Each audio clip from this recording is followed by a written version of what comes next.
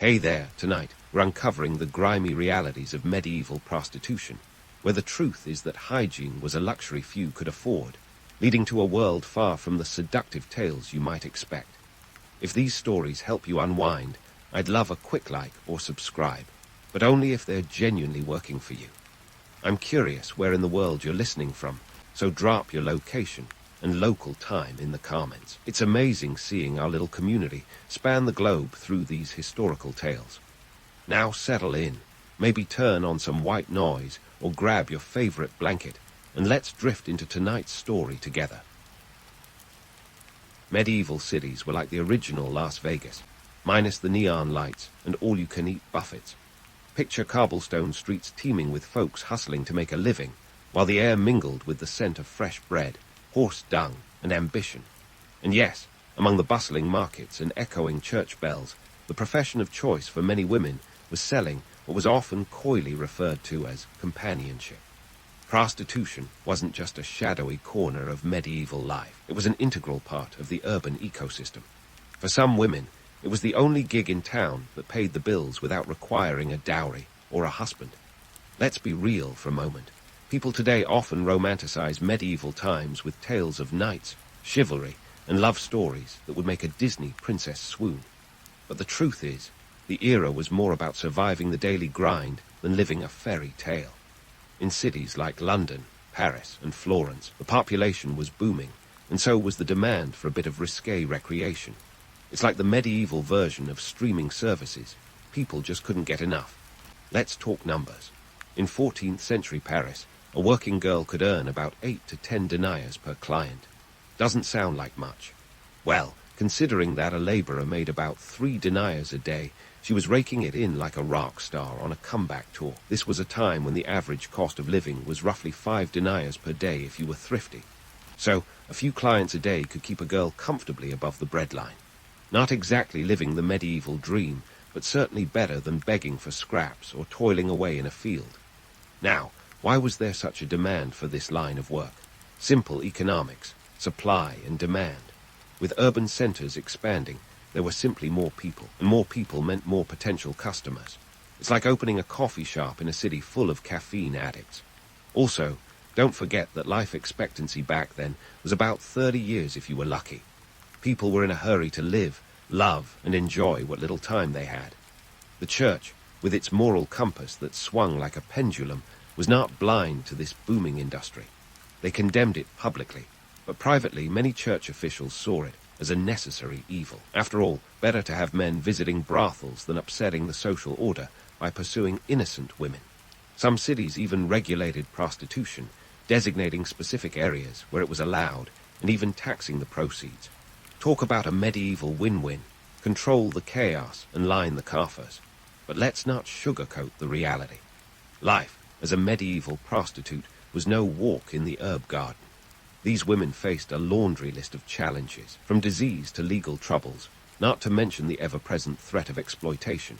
Forget any notions of romantic liaisons under moonlit skies. It was more about making it through the night without catching something nasty or getting roughed up by a less than gentle client. And hygiene. Well, let's just say soap wasn't exactly flying off the shelves. Bathing was a luxury, reserved for the well-to-do or the very fastidious. For many working women, a quick scrub with a wet cloth was the best they could manage. The lack of sanitation was no joke, and it's a wonder anyone survived at all, given the conditions. Medieval life was dirty, difficult, and often downright dangerous. So, before we get caught up in the lure of knights in shining armor and damsels in distress, remember the women who were part of a very different, yet equally compelling, reality. They were the unsung hustlers of the Middle Ages, navigating a world that was anything but forgiving. In this gritty underbelly of medieval society, choices were limited, but the determination to survive was not. These women were as much a part of the fabric of the medieval city as the towering cathedrals and crowded marketplaces, weaving their stories into the tapestry of history, one denier at a time. And speaking of weaving stories, let's unravel the grimy truth about medieval hygiene, or the glaring lack thereof. It's time to scrub away the dirt, figuratively of course, on how medieval prostitutes managed to keep up appearances when personal cleanliness was more of an aspiration than a reality. First off, let's tackle the not-so-squeaky-clean issue of bathing, or the medieval aversion to it. In an era when water could be as perilous as any sword, taking a bath was a calculated risk. Public bathhouses did exist, but they were often seen as breeding grounds for disease. Think of them as the medieval equivalent of a public swimming pool, minus the chlorine. The fear of waterborne illnesses, coupled with the church's disapproval of excessive bathing, because who needs cleanliness when you have piety, meant that a full-body wash was a rare event for most. For the working women of the Middle Ages, a splash of water and a quick rub-down with a damp cloth were often the best hygiene practices available. Soap, when it was used, was a rudimentary concoction made from animal fat and wood ash, which sounds more like a recipe for disaster than cleanliness. If you were lucky, you might find some imported castile soap, made from olive oil, wafting its way from Spain, but that was a luxury few could afford. Now, let's talk about medieval cosmetics. Forget Sephora. These ladies had to get creative with what they had. White lead was the foundation of choice, giving faces that sought after pale complexion, a look that screamed high-born and indoors, rather than working in a field all day. Of course, slathering oneself in lead could lead to a whole host of health issues, not least of which was, well, lead poisoning. But hey, beauty is pain, right? Rouge for the cheeks and lips was concocted from a mix of crushed berries, or if you were feeling particularly adventurous, a blend of beetroot and animal fat. It was a time when a pop of color could mean the difference between looking like a ghost or the life of the medieval party. And let's not forget about those eyebrows. If you wanted to keep them fashionably thin, you might pluck them into oblivion, or, if you were feeling frugal, shave them clean off. Eyebrow wigs made of mouse fur were also an option, because nothing says high fashion like rodent pelts on your face. The medieval beauty regimen was as much about survival as it was about aesthetics. In the absence of modern deodorants, herbs and flowers were crushed and carried in small pouches, both to mask body odors and ward off the ever-present stench of medieval city life. Lavender, mint, and rosemary were popular choices, and if you squint hard enough, you might call them an early version of essential oils. But here's the kicker. Despite the grime and the grit, medieval beauty standards were as lofty as today's Instagram filters. Pale skin was in, as it signified a life of leisure away from the harsh sun, unlike the tan of a laborer. Hair was often covered with veils or elaborate headdresses, both to protect it from the elements and to adhere to modesty standards.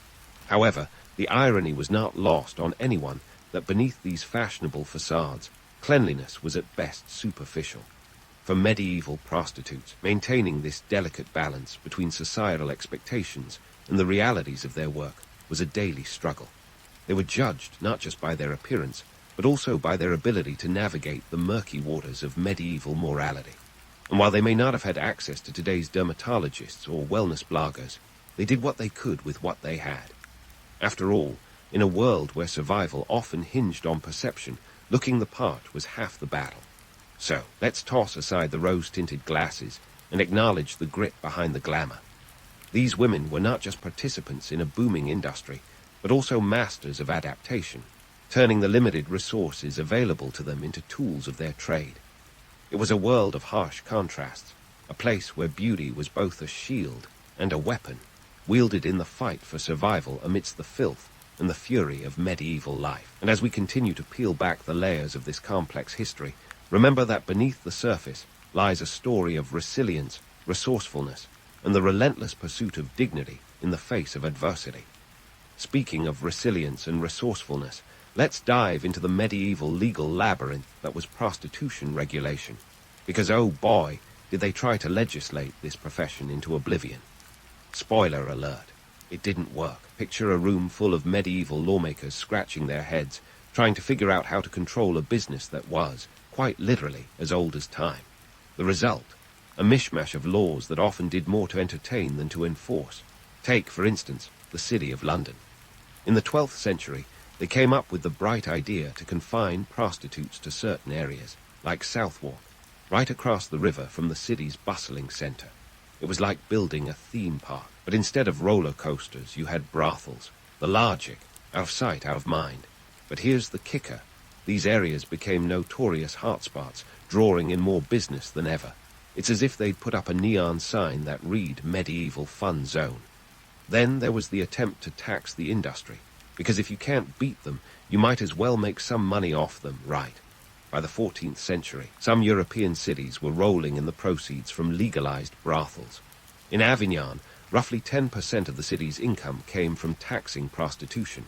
Imagine explaining that one to the tax collectors. Yes, our roads and bridges are funded by the oldest profession. You're welcome. But laws weren't just about location and taxation. Oh no, they went a step further. In 1358, the city of Florence decided that prostitutes had to wear special identifying clothing, usually yellow, a color conveniently associated with shame and sin. The idea was to keep these women easily recognizable, but the unintended consequence was that it turned them into medieval celebrities. They became walking billboards for their own services, which, unsurprisingly, only increased their clientele. Now, let's not forget the church's role in this whole saga. The medieval church, with its penchant for moral high ground, had a love-hate relationship with prostitution. Publicly, it was the ultimate sin, a one-way ticket to eternal damnation. Privately, however, the church was pragmatic. St. Augustine himself argued that prostitution was a necessary evil, a societal pressure valve to prevent greater sins like adultery and rape. Talk about a theological tightrope. In practice, this meant the church often turned a blind eye, even if it meant that some of the more pious members occasionally found themselves in the very establishments they condemned. In fact, some monasteries owned brothels as investments, because apparently divine wisdom included diversifying one's portfolio. Now for a plot twist, public health measures. You might think medieval authorities were too busy dodging plagues to worry about such things, but some cities took surprisingly forward-thinking steps. In 1350, the city of Nuremberg required regular health inspections for prostitutes. It was an early form of public health policy, though the methods were, let's say, less than scientific by today's standards. Imagine a medieval version of Dr. Phil, but with leeches instead of life advice. These inspections were supposed to curb the spread of diseases like syphilis, which, by the way, was making the rounds like a rock band on tour, but the effectiveness of these measures was questionable at best. With no antibiotics to be found, the treatments were often worse than the disease. Mercury was a popular remedy, despite the fact that it could, kill you. So, what does all this mean in the grand tapestry of history? Well, it highlights the eternal struggle between control and chaos, a dance as old as civilization itself. These laws and edicts were like trying to catch water with a net, ineffective but entertaining to watch. They reveal a society grappling with its own morals and the economic realities of the time. And let's be real, these women were navigating a world that was trying to legislate them out of existence while simultaneously relying on their services. It's a story of hypocrisy and resilience, of survival against the odds.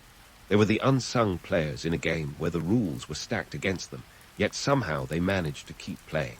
In the end, the legal framework surrounding prostitution in the Middle Ages was a testament to human ingenuity and absurdity. It was a time when laws were as flexible as they were rigid, and the line between sinner and saint was as blurry as medieval hygiene practices. As we continue to unravel this tangled web, remember that behind every law and edict was a story of survival, of women who carved out a place for themselves in a world that tried to deny them one. And as we look ahead, there's more to uncover in the lives of these medieval hustlers as they navigated the murky waters of legality and morality. Stay tuned, because this tale is far from over. So, as we're peeling back the layers of these medieval tales, let's talk about one of the most stubborn myths out there, the noble courtesan trope. Picture the legend, a woman of unmatched beauty and wit, gliding through the courts of Europe, trading quips with kings and philosophers. Her life, a delicate ballet of luxury and influence. It's enough to make you think these ladies were living in a Game of Thrones episode, minus the dragons. But let's hit pause on the fantasy. When you dig into the archives, the reality is a bit like discovering your favorite celebrity's Instagram is just Photoshop and clever lighting. The idea of the noble courtesan is appealing, sure, but let's be real, it's mostly smoke and mirrors. Historical records paint a grittier picture, one not glossed over by romantic notions. While a few women did manage to climb the social ladder like medieval ninjas, using their connections and charm, They were the exception, not the rule. For every gilded parlor full of poets and patrons, there were hundreds of women who faced the harsh realities of poverty, disease, and societal scorn. Take, for instance, the famed Veronica Franco, a 16th-century Venetian courtesan who had the audacity to be both talented and outspoken. Franco was indeed part of the cultural elite, mingling with artists and intellectuals, and her poetry still resonates today. But her life wasn't all sonnets and soirees. She was constantly battling stigma and financial insecurity, her position precarious as a tightrope walker in a windstorm. She even faced accusations of witchcraft, a medieval catch-all for any woman who dared to be different, which could have ended with a fiery consequence. The allure of the courtesan myth is its promise of power and autonomy in a world that offered women precious little of either. It's a story we want to believe, a tale of triumph against the odds. But for the vast majority of women in the profession, life was less about attending lavish feasts and more about ensuring they had enough to eat the next day. The records of medieval cities like Paris and Florence are full of accounts of women who lived on the margins, scraping by in the shadow of the more glamorous tales. Economically, the disparity was stark. While a successful courtesan might have earned gifts of jewels or property, a rare windfall, most women in the trade were lucky to secure a few deniers a night. Compare that to the average cost of living for a single person in a city like Paris, which hovered around 5 to 10 deniers per day, and you see the precarious balance they had to maintain. It was less champagne wishes and caviar dreams, more stale bread and weak ale. The societal framework didn't help much either.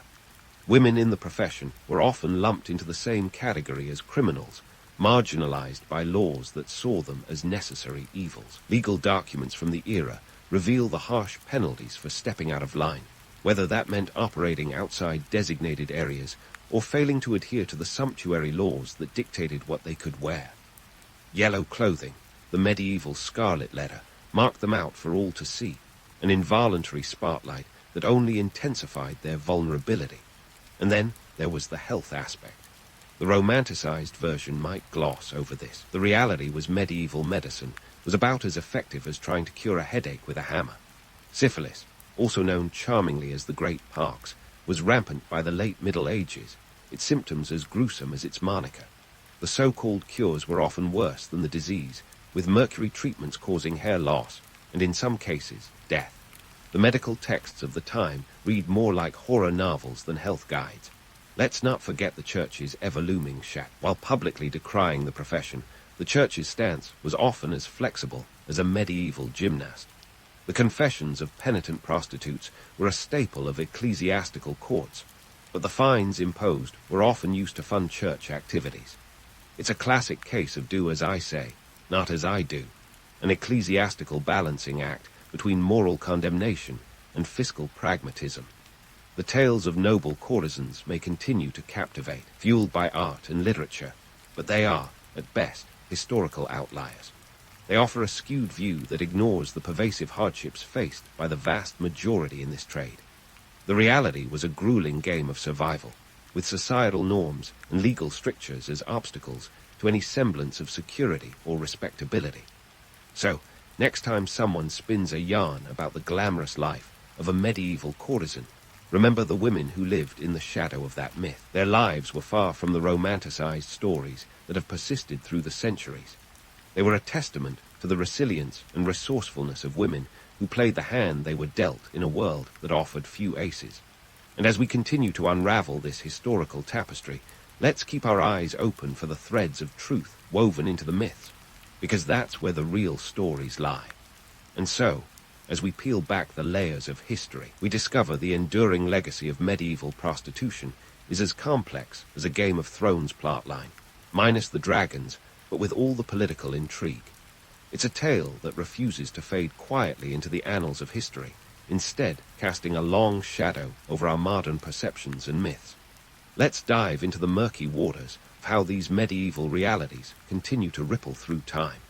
First off, the romanticized vision of the noble courtesan has a modern-day counterpart in the glamorized portrayal of sex work in media. Movies and literature often paint these professions with broad strokes of allure and empowerment, echoing the mythic courtesans of old. Yet, Just as in the Middle Ages, the truth is often grittier and more sobering. The real stories are filled with economic desperation and societal constraints, not just champagne and chandeliers. Take the economics of it all.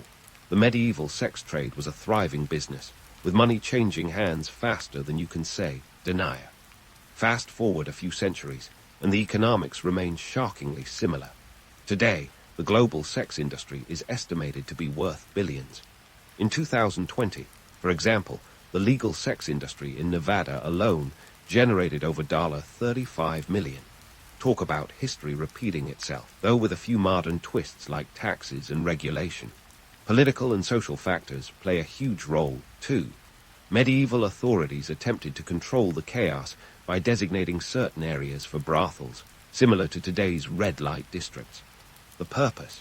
To maintain social order while quietly pocketing the taxes. Sound familiar? It's the same song, different century. The same pragmatic approach can be seen in contemporary debates about decriminalization and regulation, where the focus is on managing an age-old issue rather than eradicating it outright. And let's not forget the role of the church, which has always had a complicated relationship with the topic. In medieval times, the church vacillated between condemnation and acceptance, often quietly profiting from the very activities it publicly denounced. Today, religious institutions still grapple with the issue, often finding themselves on the front lines of moral debates about sex work. It's as if the moral pendulum of the church has been swinging in the same arc for centuries, with no signs of settling down anytime soon. This leads us to the societal perceptions and stigmas that have lingered like a bad medieval plague. The idea of sex work as a necessary evil persists, with the stigma remaining as stubborn as a medieval stain. Even when laws change, societal attitudes often lag behind, as if stuck in a time loop.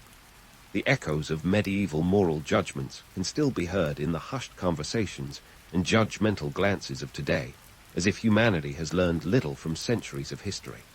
But here's a sharp observation for you. While the myths and romantic notions endure, they often overshadow the harsh realities faced by those in the trade. Tales of noble courtesans distract from the grim truth of exploitation, disease, and poverty that define the lives of most medieval prostitutes. It's a stark reminder that history, much like a medieval tapestry, is woven with both beauty and brutality, and to ignore one is to misunderstand the other. In weaving these threads together, we uncover a tapestry of human experience that is as relevant today as it was in the medieval era. The same economic forces, political maneuvering, and social dynamics are at play, albeit in a modern context. The legacy of medieval prostitution forces us to confront the romanticized narratives that persist, challenging us to look beyond the myths and see the harsh realities they obscure. So, what's the takeaway from this medieval saga? Perhaps it's a call to reconsider how we view the past and its influence on the present, to see history not as a series of distant events, but as a reflection of enduring human struggles and triumphs, to acknowledge the resilience of those who navigated the treacherous waters of their time, and to recognize that their stories are not just relics of the past, but echoes that shape our world today. As we close the chapter on this historical exploration, let's not forget the lessons that lie in the grit and glamour of medieval life. For in the end, history is more than dates and events. It's a mirror reflecting the complexities of human nature. And in that reflection, we find a story of survival, of human resilience in the face of adversity, and of the relentless pursuit of dignity amid the chaos. Thank you for joining me on this journey through the medieval underworld, where the realities were as harsh as the myths were enticing. As we return to our modern lives, let's carry with us the knowledge that history is a living tapestry, woven with threads of truth and myth. And that understanding, it requires peeling back the layers to reveal the human experiences that lie beneath. The sun has barely crept over the horizon, casting a warm glow on the bustling hub of 10th century Baghdad. The streets are alive with the clamor of merchants setting up their stalls, the scent of exotic spices mingling with the morning air. But let's take a moment and hit pause. You're probably picturing a scene straight out of 1001 Nights, where women are nothing more than shadowy figures behind veils, serving tea and staying out of sight.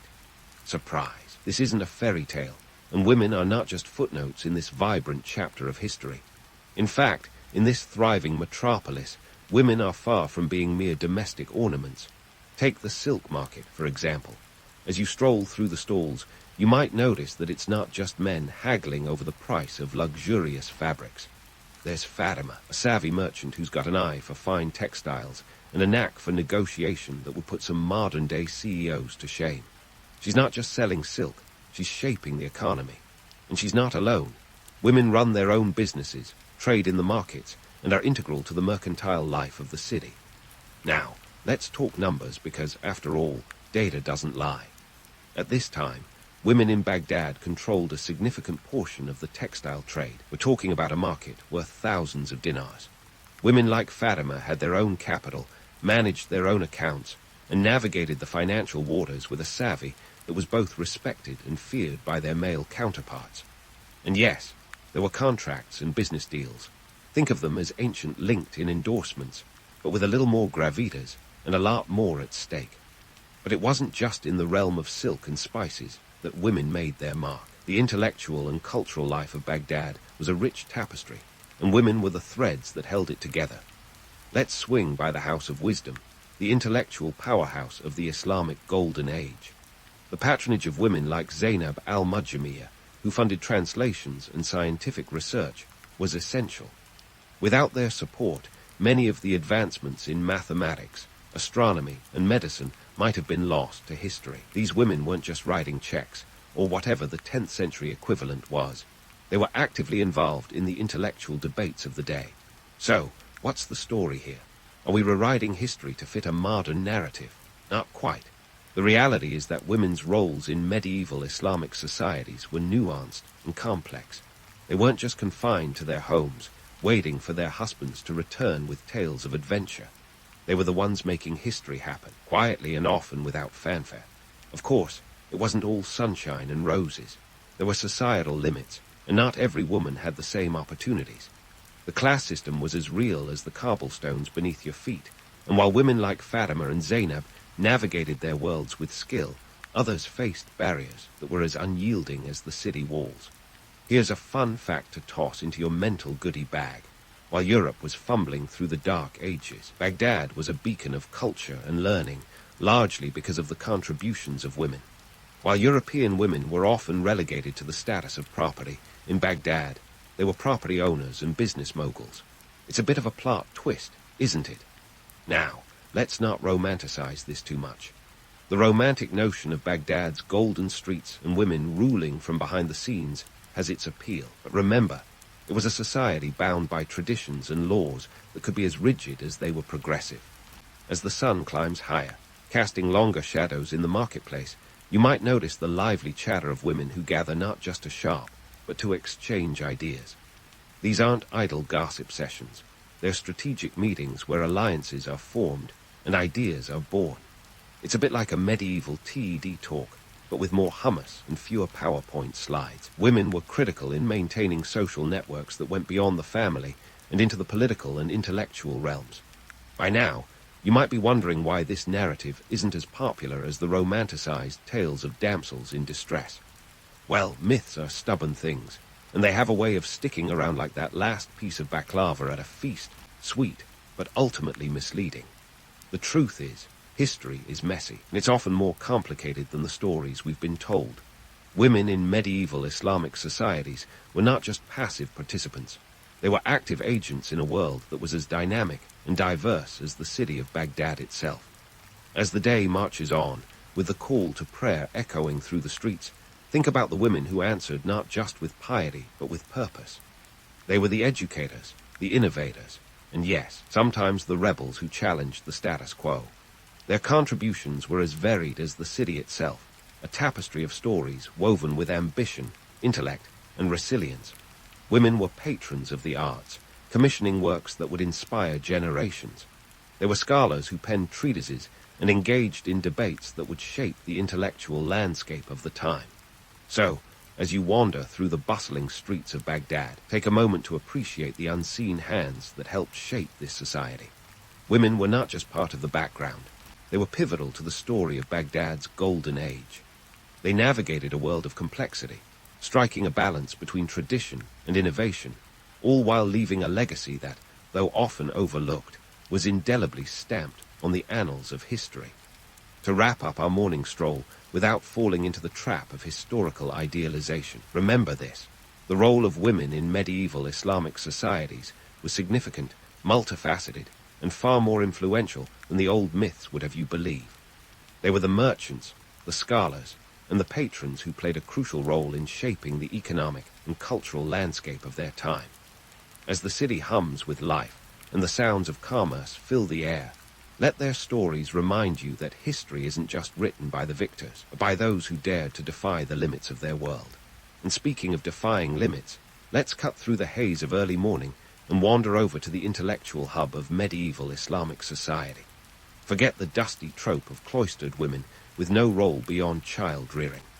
Women in this era were intellectual powerhouses, not just passive observers sipping tea while the men talked business. They were actively involved in the production and dissemination of knowledge, rocking their own intellectual salons, much like those famous French ones, but with a lot more poetry and a lot less powdered wigs. Step into the educational landscape of the Islamic Golden Age, and you'll find women not just as students, but as scholars and teachers. Take the great city of Cordoba in Al-Andalus, modern-day Spain. Here, women were part of the academic scene, with libraries overflowing like medieval Googles, minus the annoying pop-up ads. It was a place where learning was an all-you-can-eat buffet, open to everyone with a hunger for knowledge. Enter Fatima al-Fihri, a name you should probably have etched into your memory, because she wasn't just a scholar, she was a founder. In 859, Fatima established the University of Al-Qarawiyyin in Fez, Morocco, an institution that would go on to become one of the world's oldest universities. It wasn't just a place of rote memorization, but a vibrant center of learning where students could delve into subjects from mathematics and astronomy to medicine and philosophy. And here's a nugget for your fact collection. UNESCO and the Guinness World Records recognize it as the oldest existing, continually operating higher educational institution in the world.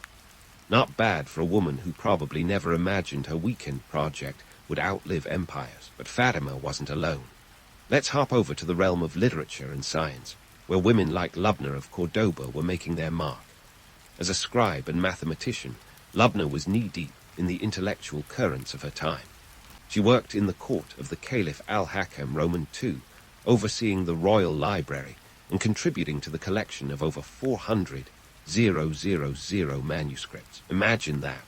A woman running the equivalent of the Library of Congress while still finding time to solve the quadratic equations of her day. These weren't outliers either. The medieval Islamic world was peppered with female scholars whose intellectual contributions were as varied as they were significant. In the field of medicine, women like Al-Alia, who worked as an astrolabe maker, combined science and craftsmanship. They crafted instruments that were essential for navigation and astronomy, a fact that might just blow your mind given how many modern GPS systems still rely on the principles these early instruments established. Now, let's clear up a common misconception. The idea that education was an all-access pass for every woman is about as accurate as claiming every medieval feast was a gourmet delight. Access was often dictated by social class and geography. Elite women, like those in the courts of Cordoba or Baghdad, had more opportunities than their rural or lower-class counterparts. But even within those constraints, women found ways to engage with and contribute to their society's intellectual landscapes. And here's a spicy tidbit. Some of these women were so influential that they engaged in intellectual debates with men, challenging traditional narratives and contributing to a vibrant culture of scholarly discourse. These exchanges weren't just academic sparring matches. They were the foundation upon which much of future Islamic and even European scholarship was built. So, were medieval Islamic societies a feminist utopia? Hardly. But the reality is that women had more agency and influence than many of us have been led to believe. They weren't just sitting on the sidelines, cheering on the men. They were on the field, making plays and changing the game. They were like historical hackers, breaking into the male-dominated realms of academia and leaving their mark with style and intellect. As the sun climbs higher, consider the educational institutions that welcomed these women. The madrasas, which were essentially the universities of their time, taught a range of subjects that would make a modern liberal arts college proud. While they were primarily established for religious studies, they quickly expanded to include philosophy, science, and the arts. Women, particularly those of higher social standing, often had private tutors or attended study sessions at mosques and homes, engaging in intellectual pursuits that defied the simplistic narratives of gender roles were often fed. Now, before you start thinking this was some kind of medieval feminist utopia, let's remember the harsh realities. These opportunities were often limited by class and societal norms that could be as rigid as a 10th century dress code. But the fact remains. Women played a crucial role in the intellectual life of their societies, and their contributions were foundational to the culture and knowledge of the time. So, as you meander through this tapestry of history, with its vibrant threads of culture, commerce, and intellect, remember the women who were not just part of the scenery, but central to the story. They were the scholars, the innovators, and sometimes the rebels who pushed against the boundaries of their world. Their legacies, though often hidden in the shadows of history, were as enduring as the ancient city walls that still whisper their stories to those willing to listen. In this bustling world, where the call to prayer mingles with the call to knowledge, women were more than just participants. They were leaders and pioneers. Their stories remind us that history is not just a series of dusty old books, but a living, breathing narrative still unfolding today. So, as the sun sets on our exploration of the educational landscape, remember this. The women of medieval Islamic societies were not mere footnotes in history. They were the authors, writing their own chapters in the grand story of humanity. Now that we've untangled the threads of medieval education, let's sit down for some political intrigue, shall we? It's lunchtime, after all, and the menu includes power plays and palace whispers. Forget the notion of women as mere chess pieces in a game they couldn't play. They were the ones flipping the board and making their own rules. And if you think this is some revisionist dream, think again. We're diving into the stories of women like Shajar al-Durr and Arwa al-Sulayhi, whose political acumen could rival any Machiavellian plot. Enter Shajar al-Durr, a woman who wasn't just writing history, she was carving it into the stone tablets of power. Picture this: Egypt, 1250 AD. The Mamluk Sultanate is in turmoil following the death of Sultan as-Salih Ayyub. Cue Shajar al-Durr, who, with the finesse of a seasoned diplomat, steps into the power vacuum. She didn't just hang a queen sign on the door and call it a day. She deftly navigated the political landscape, becoming sultan in her own right. Her reign was brief, sure, 80 days to be precise, but it was enough to set the precedent for women exercising real political power. Shajar al-Durr's ascent wasn't just a curious historical footnote, it was a seismic shift in the political landscape. She orchestrated a coup of sorts, convincing the military elite to back her rule. This wasn't a simple, you go, girl moment. It was a calculated risk that paid off, albeit temporarily. The fact that she was eventually forced to marry one of her generals to maintain her position is a testament to the restrictive gender norms of the time. Yet, even in this forced alliance, she wielded significant influence, essentially running the show from behind the scenes. Her authority was such that she even minted coins in her name, a bold move that was both a statement of power and a taunt to those who doubted her. Now, before you start imagining Shajar al-Durr, some kind of medieval feminist icon, let's be real. Her story is both celebrated and contested. Historians have debated her motivations and methods, painting her either as a cunning leader or a power-hungry usurper. The reality, as is often the case, lies somewhere in the murky middle.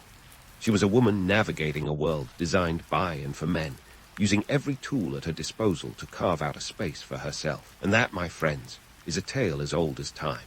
Speaking of tales, let's shift our gaze to Yemen, where Arwa al-Sulayhi was spinning her own web of political intrigue. Known as the Little Queen of Sheba, Arwa ruled the Sulayhid dynasty with a combination of wit and wisdom that would make any modern politician green with envy. Her reign spanned over half a century, from 1067 to 1138, and in that time, she transformed Yemen into a thriving center of commerce and culture. Arwa didn't just sit on a throne and look regal. She actively engaged in governance, commanding armies and managing the state's finances. Talk about multitasking. She was a patron of the arts and education, too, fostering an intellectual environment that rivaled the greatest courts of the time. Her leadership style was a blend of diplomacy and force, a delicate balance that kept her in power long after many of her male counterparts had fallen by the wayside. And here's a fun nugget of knowledge. Arwa was the first woman to be given the title of Hujja, a status that conferred both spiritual and temporal authority. This wasn't just a ceremonial role. It was a position of real influence, allowing her to enact laws and make decisions that shaped the course of her dynasty. Her reign is a testament to the fact that, in a world often hostile to female leaders, she managed to wield power with grace and efficacy. Now, let's not sugarcoat it. The political arenas of medieval Islamic societies weren't exactly bastions of gender equality. Shajar al-Dur and Arwa al-Sulayhi were exceptions, not the rule. Their stories illuminate a broader truth. Women in these societies had to be twice as savvy to get half as far as their male counterparts, were navigating a chessboard where the pieces were often stacked against them. Yet they played the game with an audacity that defied expectations. Of course, the romanticized notion of these women as all-powerful rulers is as misleading as a mirage in the desert. Power was often precarious, and their reigns were marked by constant challenges and threats. They had to walk a tightrope of alliances and enmities, each decision a potential pitfall in a landscape riddled with political landmines. Yet in the face of these obstacles, they managed to leave a legacy that resonates even today.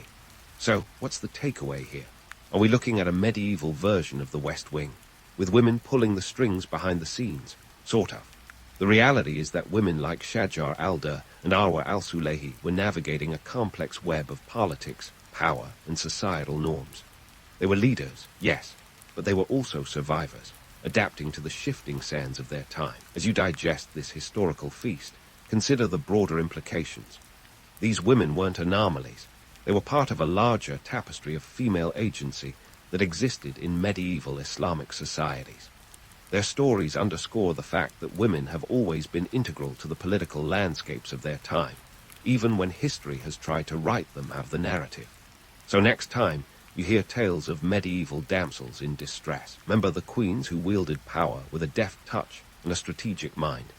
In the end, these stories are as much about resilience as they are about power. They remind us that history is not just a series of events, but a collection of human experiences, each shaped by the choices and challenges of the individuals who lived it. And while the myths of helpless maidens may persist, it's the reality of savvy, strategic women that truly captivates the imagination. Now, let's leave the courtly intrigues for a moment and prepare to explore how the political influence of these women extended beyond the confines of their palaces, as we continue our journey through the vibrant tapestry of medieval Islamic societies. So, as we sip our virtual afternoon tea and let the aroma of history steep, let's pivot to the nitty-gritty of social norms and legal frameworks. You might imagine medieval Islamic societies as places where the rules were carved in stone, a bit like a historical pop quiz where everyone knows the answers but can't change the questions. But hold on, because reality, as always, has a few more layers than the latest blockbuster myth would have you believe. First up on the agenda, marriage. Now, before you start picturing grand feasts and romantic unions, let's hit the pause button. Marriage was less about love and more about alliances, property, and keeping the family business running smoothly. Think of it as a corporate merger, but with less paperwork and more henna. For women, this often meant navigating a world of arranged marriages and dowries. Yes, those infamous dowries. They weren't just a thank you for marrying my daughter gift. They were a financial transaction that could rival the GDP of a small kingdom. Take the dowry system, for example. We're talking about sums that could range from a few dinars for the average family to hundreds or even thousands for the elite. It was a financial safety net for women, a kind of medieval prenup that ensured they had some economic power. But let's not get too starry-eyed. The flip side was that a woman's worth was often measured in dinars and dirhams, not in her dazzling intellect or wit. And then there's inheritance, a game of thrones where the rules were written by men. Under Islamic law, women were entitled to inherit, but there's a catch, always a catch. They received half the share of their male siblings. In a society where land and property were the keys to power, this wasn't just a discrepancy, it was a chasm. That said, women were anything but passive players. Many found ways to work within and around these limitations, proving that sometimes the best strategy is to play the game better than the men who invented it. Veiling practices, too, are often romanticized or demonized, depending on your viewpoint. The veil wasn't just a piece of cloth. It was a symbol loaded with social and cultural meaning. In some places, it denoted modesty and respectability. In others, it was a marker of status or wealth. Hilariously, or perhaps tragically, the same veil that could be a symbol of oppression was also a tool of empowerment. Women used it to navigate public spaces, engage in commerce, or attend intellectual gatherings without being reduced to their appearances. Now, here's where we peel back the layers of myth. The idea that all women were veiled and cloistered isn't just misleading, it's a historical red herring. The truth is far more nuanced. In the bustling cities of the Islamic world, women of different classes and backgrounds wore different types of veils, or none at all. The choice often boiled down to personal, familial, and societal factors rather than a monolithic mandate from above. But let's not gloss over the harsh realities, either. The societal norms and legal frameworks were as much a safety net as they were a cage. Women had to be shrewd and strategic, balancing cultural expectations with their own ambitions. They used the tools available to them, whether that meant leveraging their dowries, navigating inheritance laws, or using the veil to carve out a semblance of autonomy in a patriarchal world. And here's a spicy tidbit. Many women wielded what could best be described as soft power, influencing their families and communities in ways that were both subtle and profound. They were the behind-the-scenes negotiators, the peacemakers, and the strategists, orchestrating family dynamics like a game of historical chess. Sure, they weren't always in the spotlight, but they were the ones pulling the strings, ensuring the show went on. As we sip the last drops of our metaphorical tea, let's remember that the stories of these women are not just footnotes in history. They are chapters in a much larger narrative. They remind us that while the myths of passive women and rigid societies are appealing, the reality is a tapestry of complexity and nuance. Women in medieval Islamic societies were not just constrained by the norms and laws of their time. They were also the architects of their own destinies, crafting stories of resilience, ingenuity, and power that continue to resonate today. So, as we let the curtain fall on this portion of our historical journey, keep in mind that the tales we've uncovered are just the beginning. The narratives of women in medieval Islamic societies are as varied and vibrant as the societies themselves, offering a vivid reminder that history is not just a record of what was, but an exploration of what could be. And with that, let's prepare to dive into the next chapter, where we'll continue to unravel the intricate web of social, cultural, and economic dynamics that shape the lives of women in this fascinating era.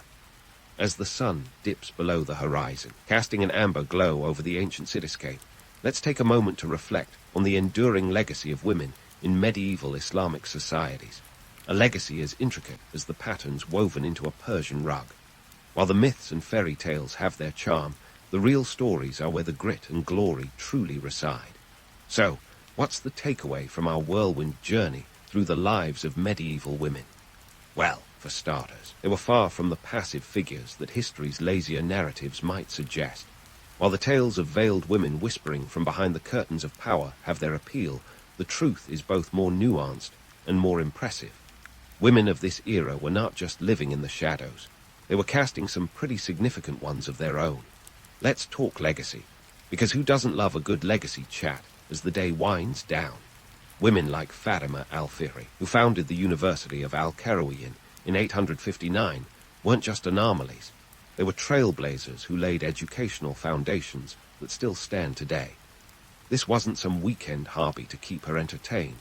It was a pioneering act that resulted in the world's oldest continually operating degree-granting university.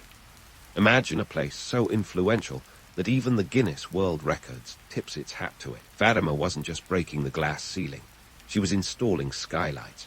And consider the intellectual powerhouses like Lubna of Cordoba, who managed vast libraries and engaged in scholarly debates that would put a modern think tank to shame.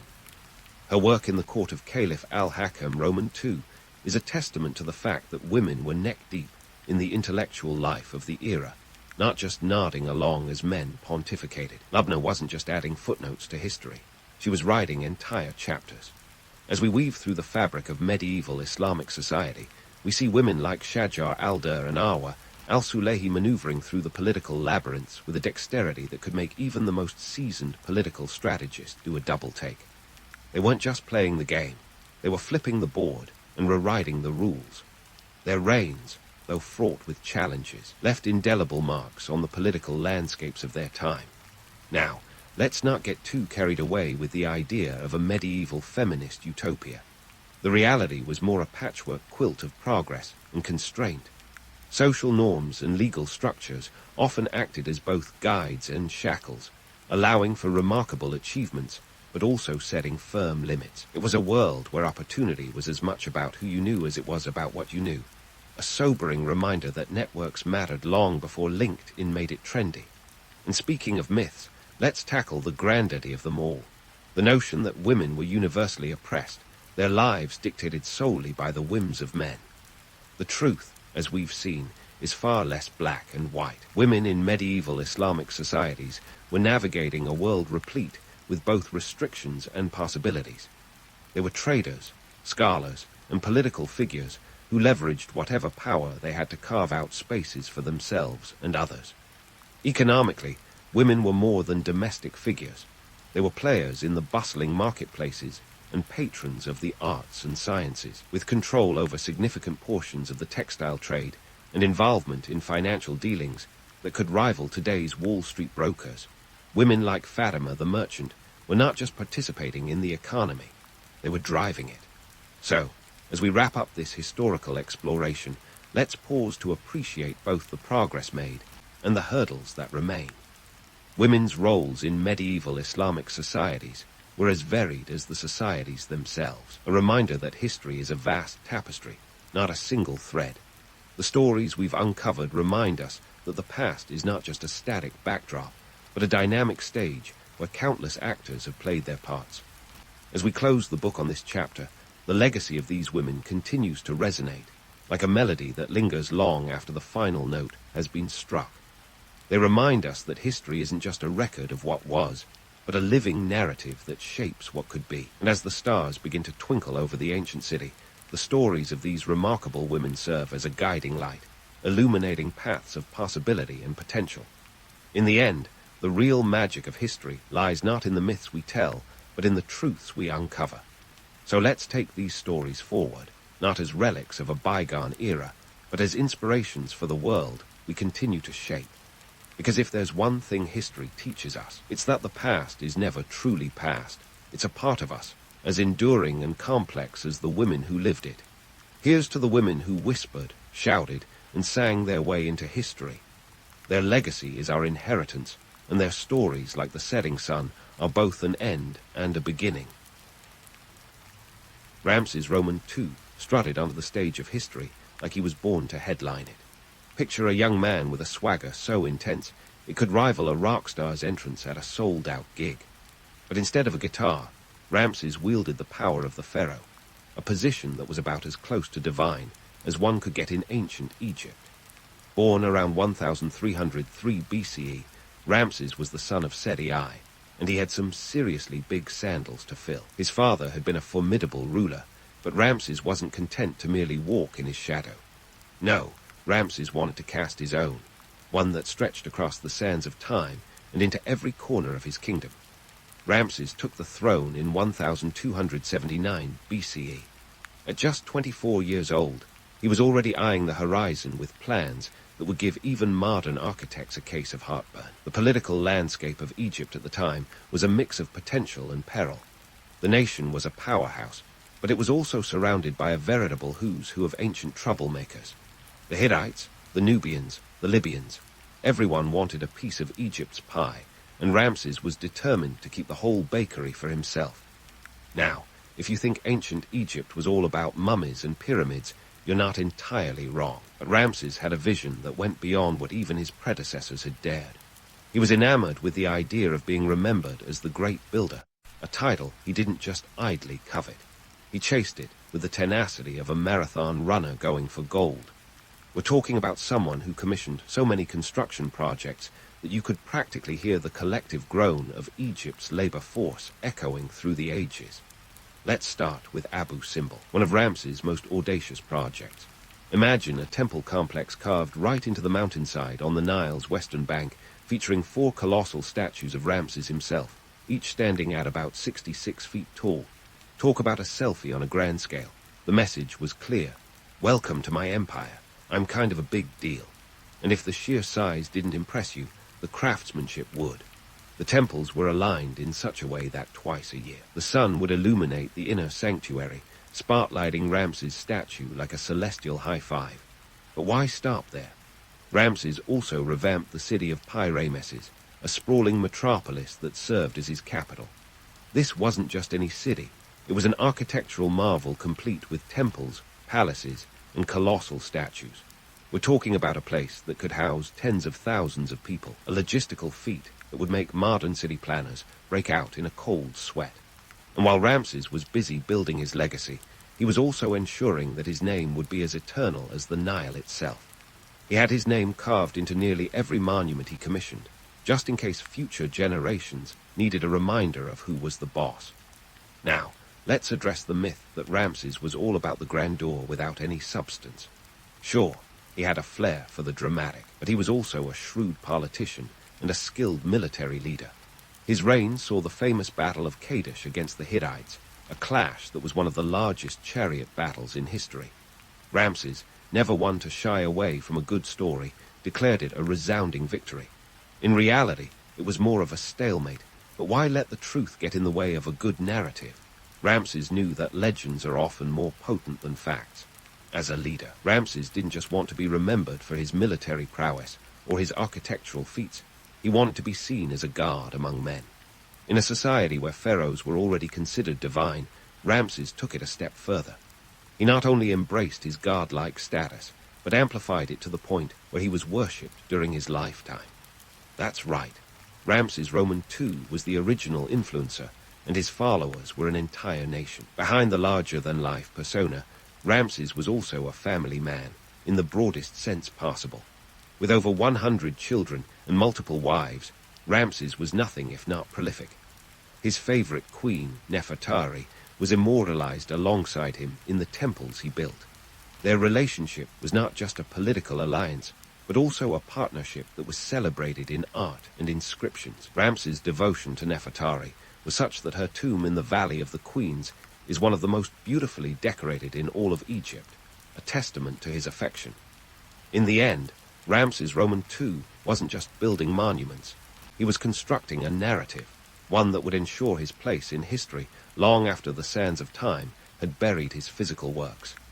His ambition was matched only by his ability to make his dreams a reality, leaving behind a legacy that continues to capture the imagination of people thousands of years later. So, next time you hear about the grandiosity of ancient Egypt, remember the man who made it his life's mission to ensure his name would echo through eternity. After all, Ramses Roman II wasn't just building temples, he was building his own myth. And so, Ramses' grand mission to immortalize himself wasn't just about building temples, it was about carving his legacy into the very fabric of the earth. Enter Abu Simbel, the rock star of ancient construction projects. If Ramses was a maestro, then Abu Simbel was his magnum opus, a symphony in stone that screamed, "I was here, and I was awesome." But let's pump the brakes on the romanticism for a second, because behind this monumental feat was a logistical nightmare that would make even the most seasoned project manager shudder. Picture the scene. Somewhere around 1264 BCE, Ramses Roman II decided to carve not one, but 2 massive temples into a sandstone cliff in the Nubian desert. Why? Because nothing says, "I am the pharaoh," quite like a 66-foot-tall statue of yourself. But here's the kicker. These temples weren't just for show. They were strategically positioned to assert Egyptian power and influence over the region, a stone-cold political move in every sense. Ramses was playing 4D chess while the rest of the ancient world was still figuring out checkers. Now, let's talk sharp. Transporting the mammoth stone blocks used in these temples was like trying to move a mountain with a toothpick. Each block weighed as much as 30 tons, and we're not talking about a smooth ride down the Nile. Nah, these bad boys had to be dragged across the desert, a Herculean task that required thousands of workers, a heck of a lot of rope, and a steady supply of beer. Yes, beer, because ancient Egyptian workers were often paid in liquid bread. Who needs a 400 one? When you've got a steady stream of ale. And speaking of the workforce, Ramses had to pull some serious strings to keep his laborers motivated. Imagine a scene reminiscent of any modern-day office. Grumblings about long hours, complaints about the heat, and the ever-present question of, what's in this for me? But Ramses was nothing if not shrewd. He sweetened the deal with incentives, ranging from extra rations to tax breaks. It's like the ancient equivalent of promising a pizza party to boost morale. And while we're on the subject, let's not forget the ancient Egyptian foremen, probably lamenting, if it's not one thing, it's a pharaoh. The sheer scale of the operation was mind-boggling. Just picture ancient Egypt's version of a bustling construction site, dust swirling, hammers chipping away, and the constant buzz of activity. The workforce was vast, and keeping them organized was a feat of its own. Ramses' project managers would have made today's Gantt chart enthusiasts look like amateurs. The key was a finely tuned balance of manpower, resources, and let's be real, a bit of coercion. Ramses understood the art of persuasion, and it wasn't just about strong-arming. It was about ensuring everyone had skin in the game. But let's not gloss over the difficulties. This was no walk in the park. Workers faced grueling conditions, from blistering heat to the ever-present threat of sandstorms. If you've ever complained about the air conditioning being too cold at work, spare a thought for these guys.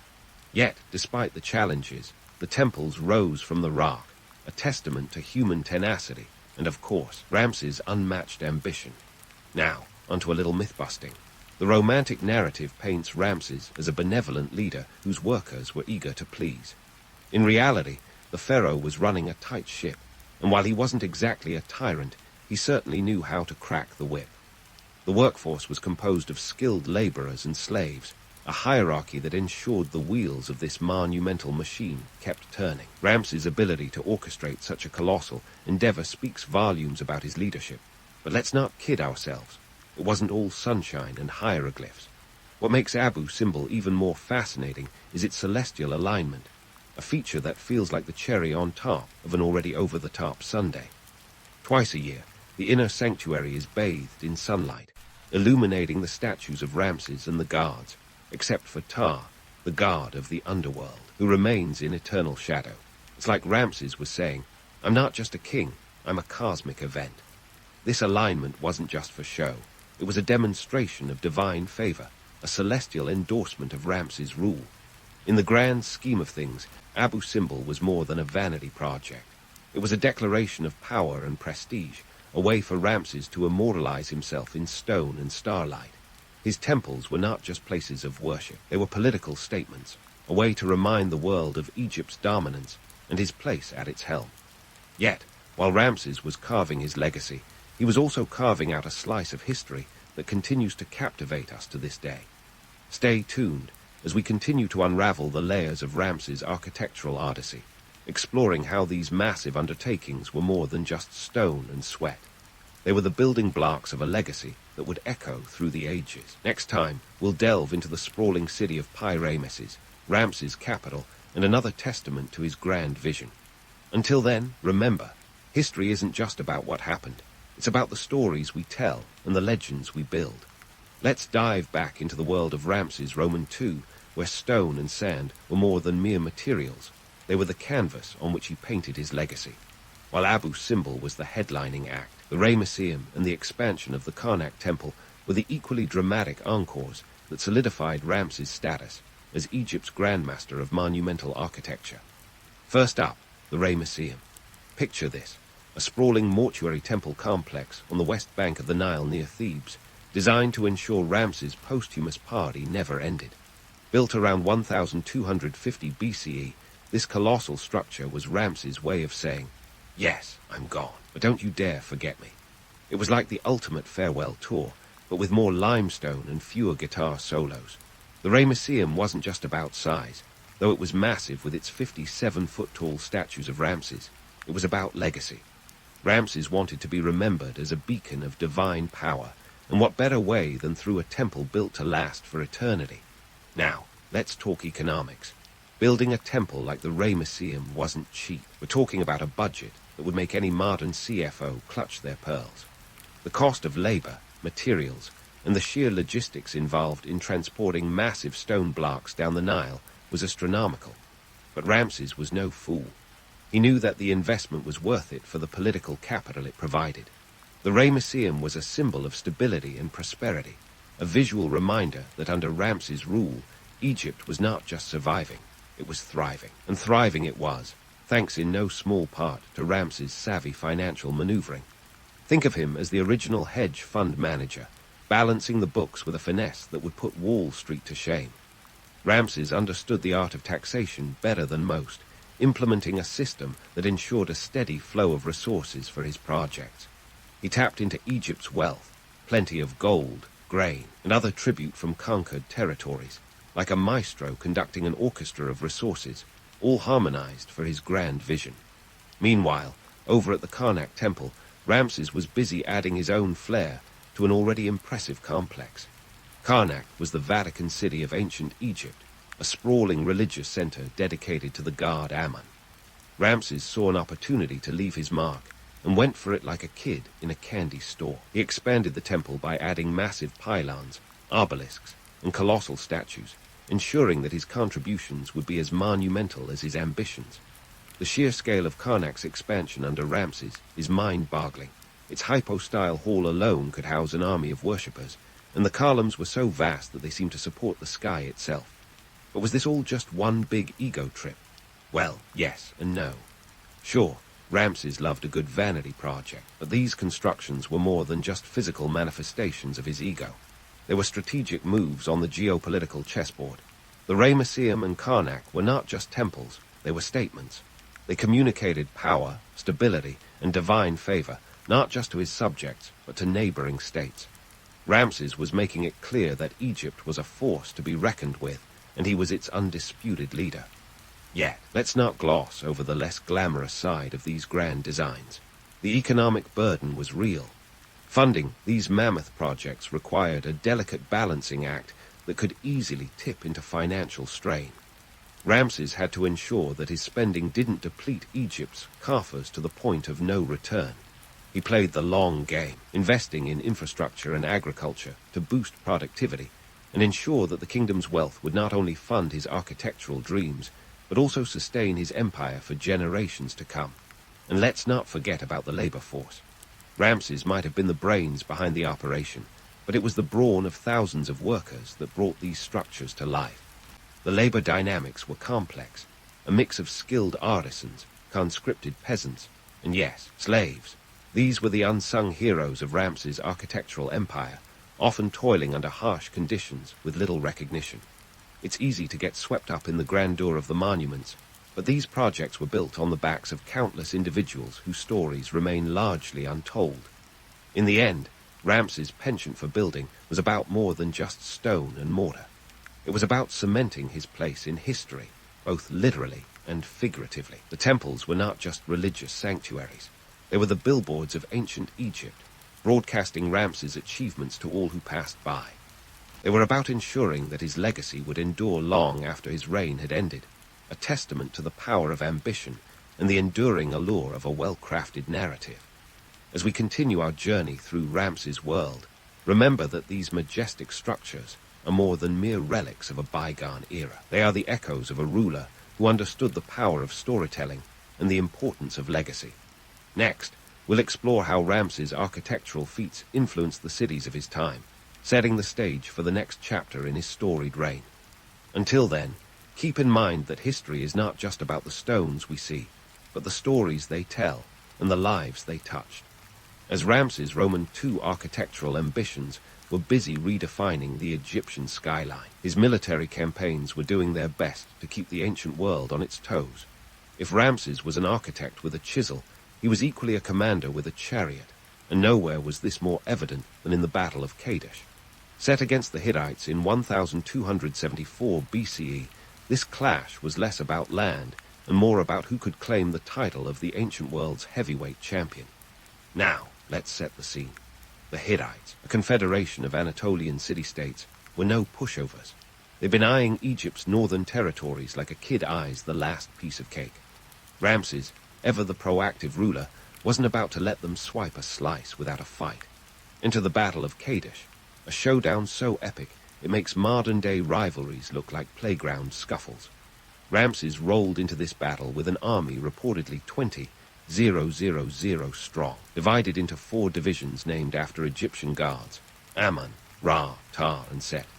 On the other side, the Hittite king Muwatalli II had assembled a coalition of around 37,000 troops, including 500 chariots, which were the ancient equivalent of tanks. The stage was set for what would become one of the largest chariot battles in history. Buckle up, because this wasn't just a military campaign. It was an ancient blockbuster. The encounter at Kadesh was a textbook example of ancient warfare, complete with espionage and double-crossing. Ramses, confident as ever, rode into the fray expecting a swift victory. However, Muwatalli had a surprise up his sleeve, a well-timed ambush that caught the Egyptian forces off guard. For a moment, it looked like Ramses might have to eat humble pie, but he quickly rallied his troops with a mix of tenacity and divine favor, or so the story goes. He turned the tide. Or did he? Let's pause the heroics for a reality check. The truth is, the Battle of Kadesh was more of a stalemate than the blockbuster victory Ramses later claimed. Despite the initial Hittite advantage, neither side could deliver a decisive blow. Yet, in the grand tradition of rulers spinning the narrative, Ramses declared a great victory. Who needs pesky facts when you've got a nation to impress? Ramses' spin on the outcome was a masterclass in ancient PR. He filled temple walls with grandiose depictions of himself as a lone hero, battling hordes of Hittites single-handedly. These murals were the ancient version of a Hollywood action poster, with Ramses front and center as the leading man. In reality, the battle was a draw, but Ramses understood that legends were more powerful than mere facts. This narrative not only bolstered his image, but also served a political purpose, reinforcing his divine right to rule. Then, there's the little matter of economics. Wars don't come cheap, and the Battle of Kadesh was a costly affair. Mobilizing an army of tens of thousands required resources, food, weapons, manpower. Ramses had to ensure that the Egyptian economy could support such an endeavor without crumbling under the financial weight. It was a delicate balance, one that required more than a little diplomatic finesse to keep Egypt's coffers from running dry. Speaking of diplomacy, let's talk about what happened after the dust settled. Ramses, the warrior-turned-diplomat, engaged in one of the earliest recorded peace treaties with the Hittites around 1258 BCE. Picture it as the ancient equivalent of a handshake across a no-man's land. This treaty was not just a ceasefire. It was a detailed agreement with clauses, marriage alliances, and even extradition arrangements.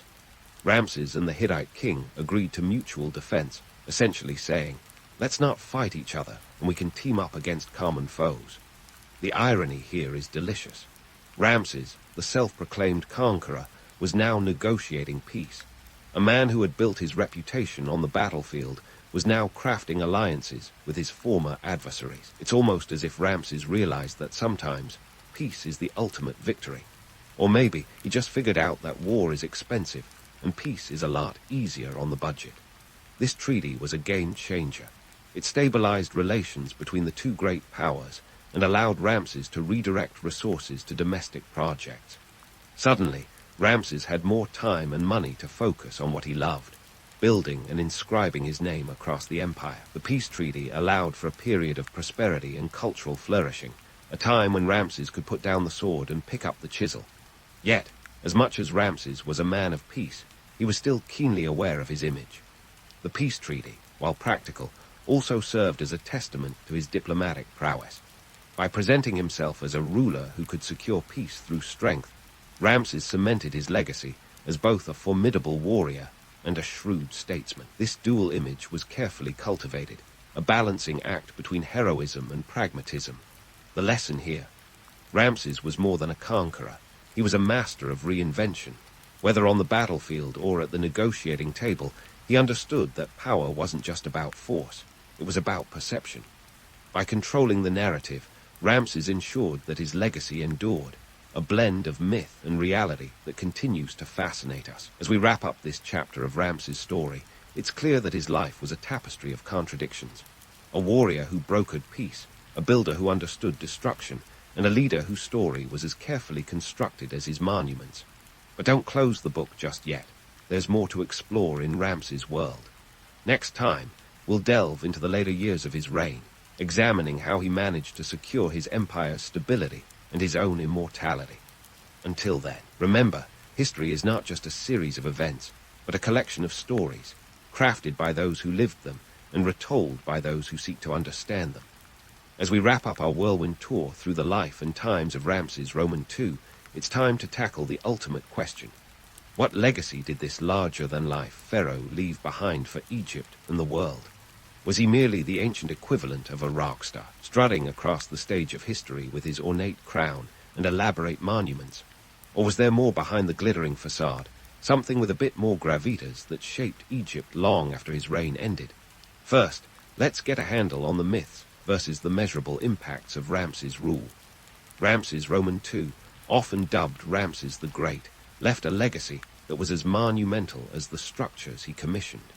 His reign, which lasted a hefty 66 years, from 1279 to 1213 BCE, was not just about building. It was about consolidating power and ensuring stability. Under his rule, Egypt experienced a period of relative peace and prosperity, thanks in part to his strategic diplomacy and military campaigns. However, the romantic vision of Ramses as an invincible warrior king is, well, a bit exaggerated. It's easy to get swept up in the drama of his military exploits, but let's not overlook the political acumen behind those flashy battles. Ramses was a shrewd statesman who understood that the pen, or chisel in his case, was often mightier than the sword. The peace treaty with the Hittites is a prime example. While the Battle of Kadesh gets all the historical airtime, it was the treaty that truly shaped the region's future, laying the groundwork for a stable and secure Egypt. This peace allowed Ramses to direct precious resources toward his architectural ambitions and cement his legacy in stone rather than on the battlefield. Speaking of stone, Ramses' construction projects were not just exercises in vanity. Sure, he loved to see his likeness towering over the landscape, but these monuments served practical purposes too. They were expressions of power, designed to awe and inspire both the Egyptian populace and foreign visitors. They were also economic engines, providing employment and fostering urban development. Ramses, his new capital, was not just a city.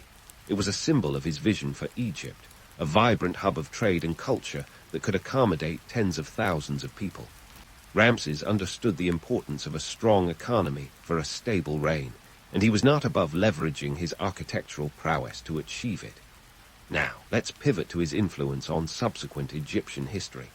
Ramses set a high bar for future pharaohs, both in terms of architectural ambition and the art of self-promotion. His successors often found themselves living in his shadow, literally and figuratively. The sheer scale of his building projects became a benchmark against which future rulers were measured.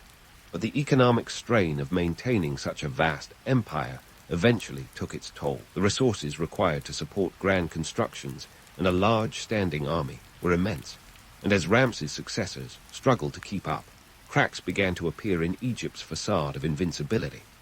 Ramses' reign also had a lasting impact on Egyptian religion and culture.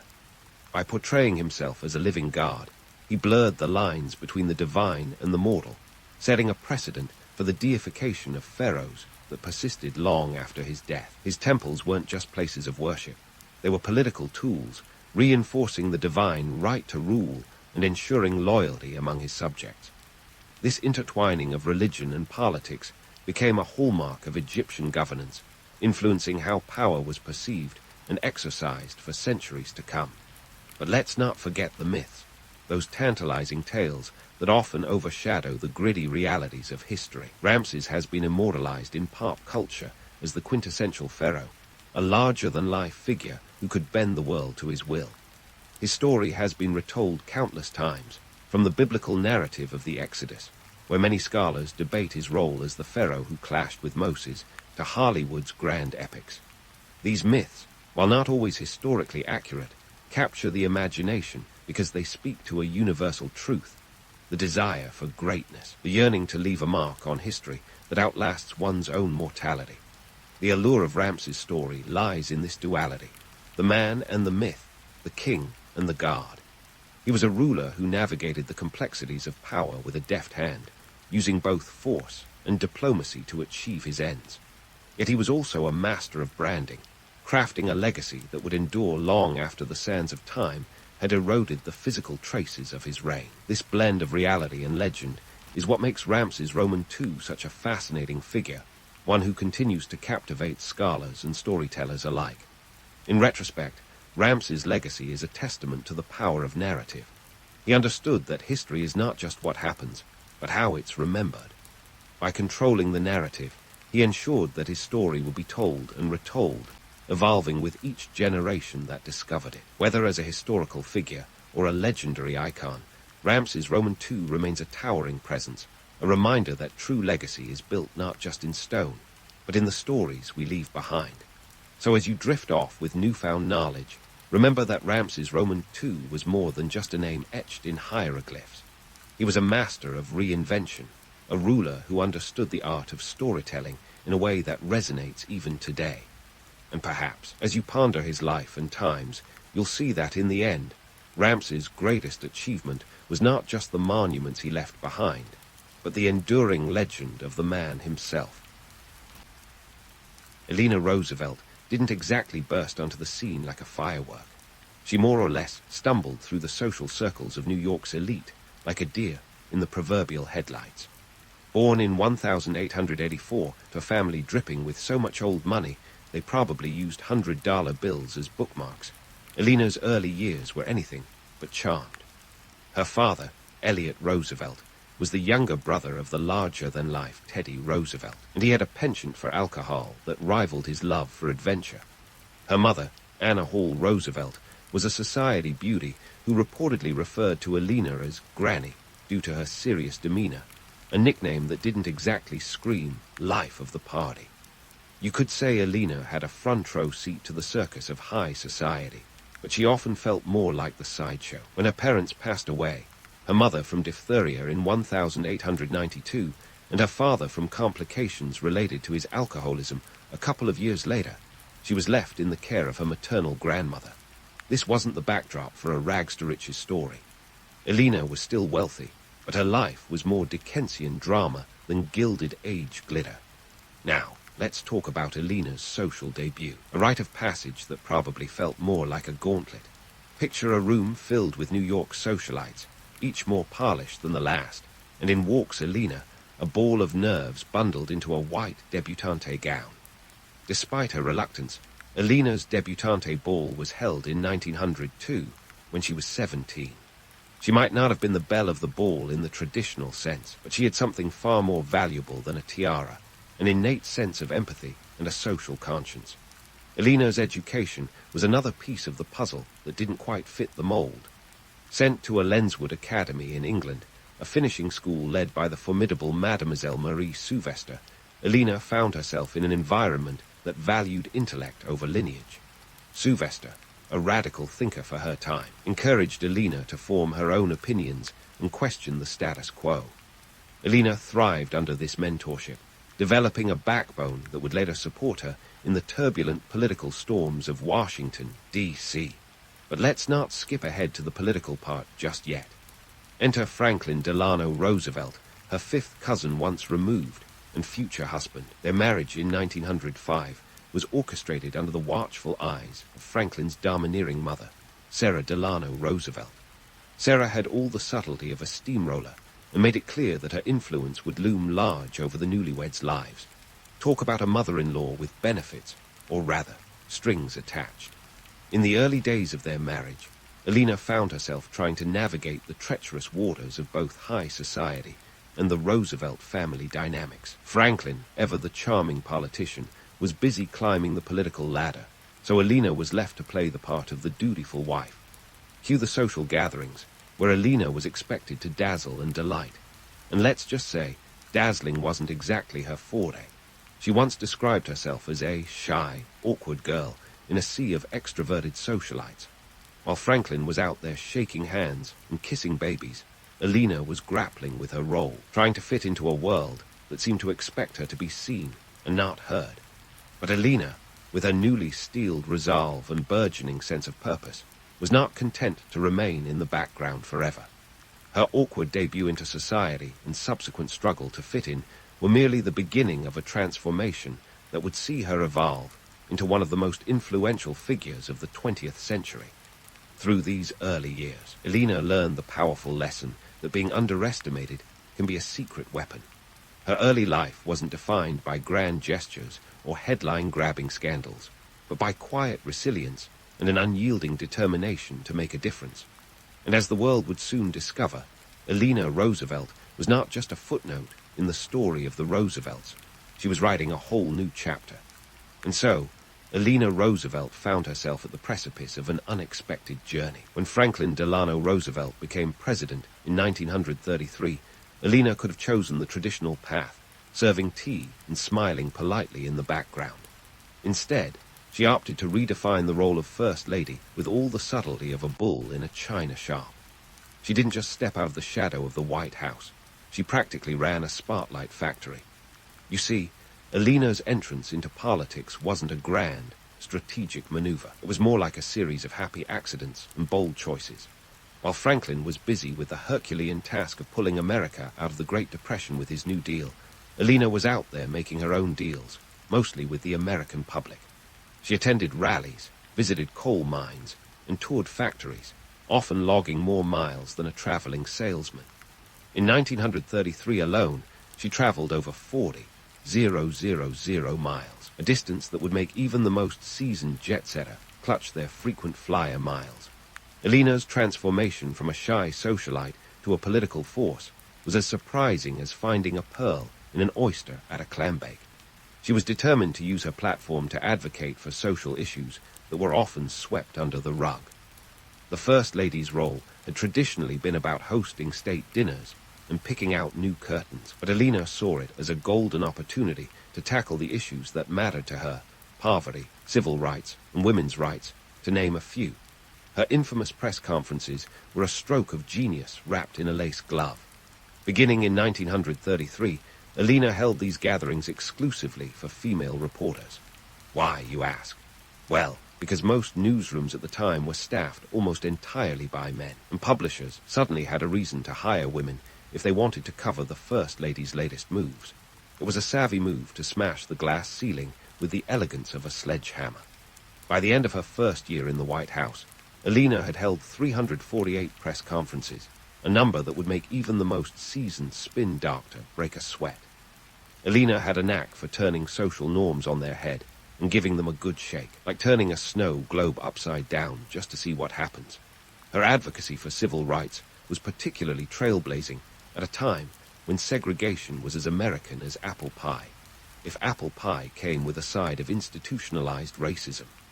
In 1939, when the daughters of the American Revolution barred African-American singer Marian Anderson from performing at Constitution Hall, Eleanor resigned from the organization in protest. She then arranged for Anderson to sing at the Lincoln Memorial, an event attended by over 75,000 people, and broadcast to millions more on the radio. Eleanor's approach to the role of First Lady was as unconventional as it was effective. She was less concerned with sticking to tradition and more focused on making a tangible impact. Her active involvement in politics was not just a footnote to Franklin's presidency. It was a headline in its own right. She was a woman of action at a time when women were expected to sit quietly on the sidelines, and she did it all with a grace that belied the steely resolve underneath. The myth of Eleanor as merely the supportive wife of a great president is as misguided as believing the moon is made of cheese. Sure, it's a romantic notion, but it doesn't hold up under scrutiny. Eleanor was a powerhouse in her own right, using her influence to push for social change at every turn. She was like a political alchemist, turning the lead of societal norms into the gold of progress. Yet, despite her formidable presence, Eleanor was acutely aware of the limitations of her position. She knew that change was a slow, often painful process, like trying to turn a battleship with a toothpick. But she was nothing if not persistent, using her public platform to speak out against injustice and inequality with a voice that refused to be silenced. Eleanor Roosevelt's legacy during Franklin's presidency is a testament to the power of one determined individual to make a difference. Her surprising entry into politics and her advocacy for social issues were not mere side notes.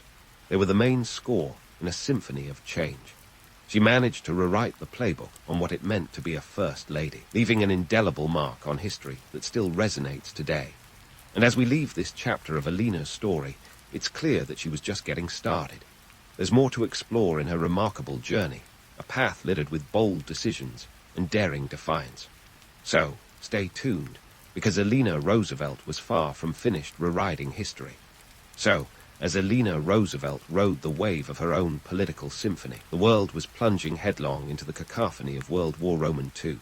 It was a time when the phrase global conflict wasn't just a dramatic headline. It was the grim reality of everyday life. And while Franklin was juggling the responsibilities of wartime president, Eleanor was busy adding a new chapter to her ever-expanding role. This time, she was taking her influence on a global tour.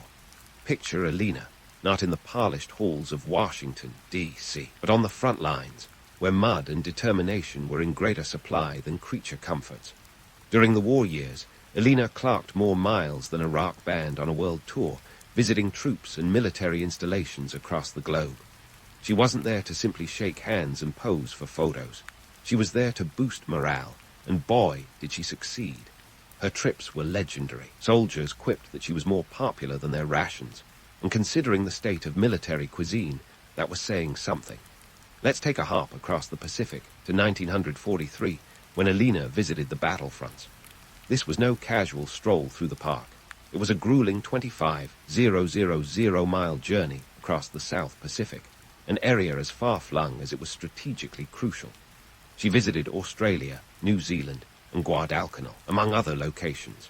The sight of Eleanor Roosevelt, First Lady turned international morale booster, left an indelible mark on the servicemen she met. She spent her days visiting hospitals, speaking to troops, and writing letters to their families. And she did it all with a smile that was as genuine as it was comforting. Now, let's talk about Guadalcanal, a name that still raises the hairs on the back of historians' necks. This was a theater where the jungle was as much an enemy as the opposing forces. Yet there was Eleanor, traipsing through the sweltering heat to bring a slice of home to soldiers who hadn't seen it in months.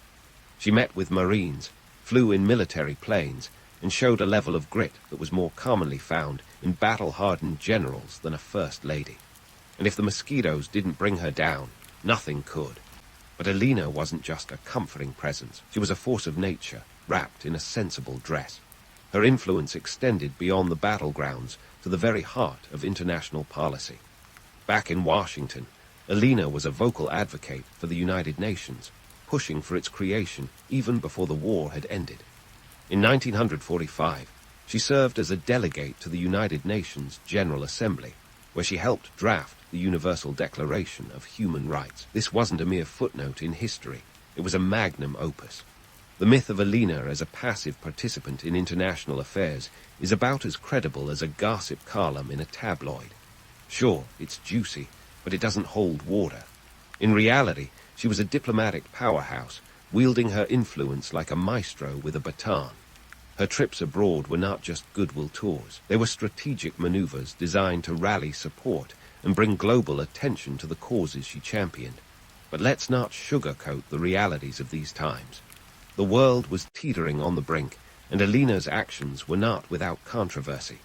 Critics questioned her involvement, suggesting she was overstepping her role. And let's face it, the idea of a woman exerting such influence on the world stage was as unsettling to some as an unexpected iceberg approaching the Titanic. Yet, Eleanor remained undeterred, driven by a moral compass that pointed true north even when the world seemed to spin out of control. Eleanor's wartime years marked a period of both personal and professional growth.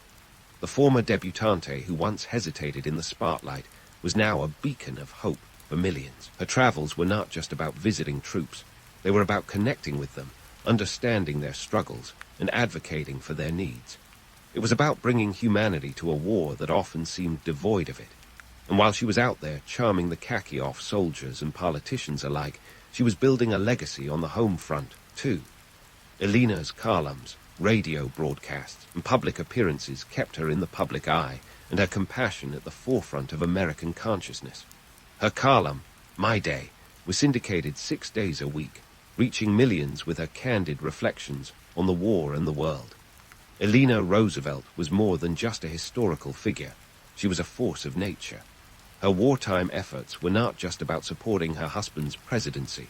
They were about shaping the very fabric of the world. She was the embodiment of the idea that one person can make a difference, armed with nothing more than conviction, compassion, and a relentless drive to do what's right. As we leave this chapter of her story, Eleanor's influence continues to grow. She's not done yet, not by a long shot. There's still so much more to uncover, more stories to tell, more myths to bust, and more history to make. So stick around, because the ride is far from over. Eleanor Roosevelt was just getting started, and her story is one that's worth every mile traveled. In a world where the ink was barely dry on World War II peace treaties, Eleanor Roosevelt was already plotting her next move. She had no intention of fading into the background like yesterday's headlines. Instead, she was gearing up for a new battlefront, human rights. Less about uniforms and more about universal dignity. This was a cause that would consume her post-White House years. So, fast forward to 1946, when Eleanor took her diplomatic skills to the United Nations, an institution then in its infancy, much like a toddler wobbling around with oversized shoes. And boy, did those shoes need filling. Eleanor was appointed as a delegate to the UN General Assembly by none other than President Harry Truman, who famously called her the First Lady of the World. Not a bad nickname to have, right? But Eleanor wasn't one to rest on laurels or titles. She was there to work, and work she did.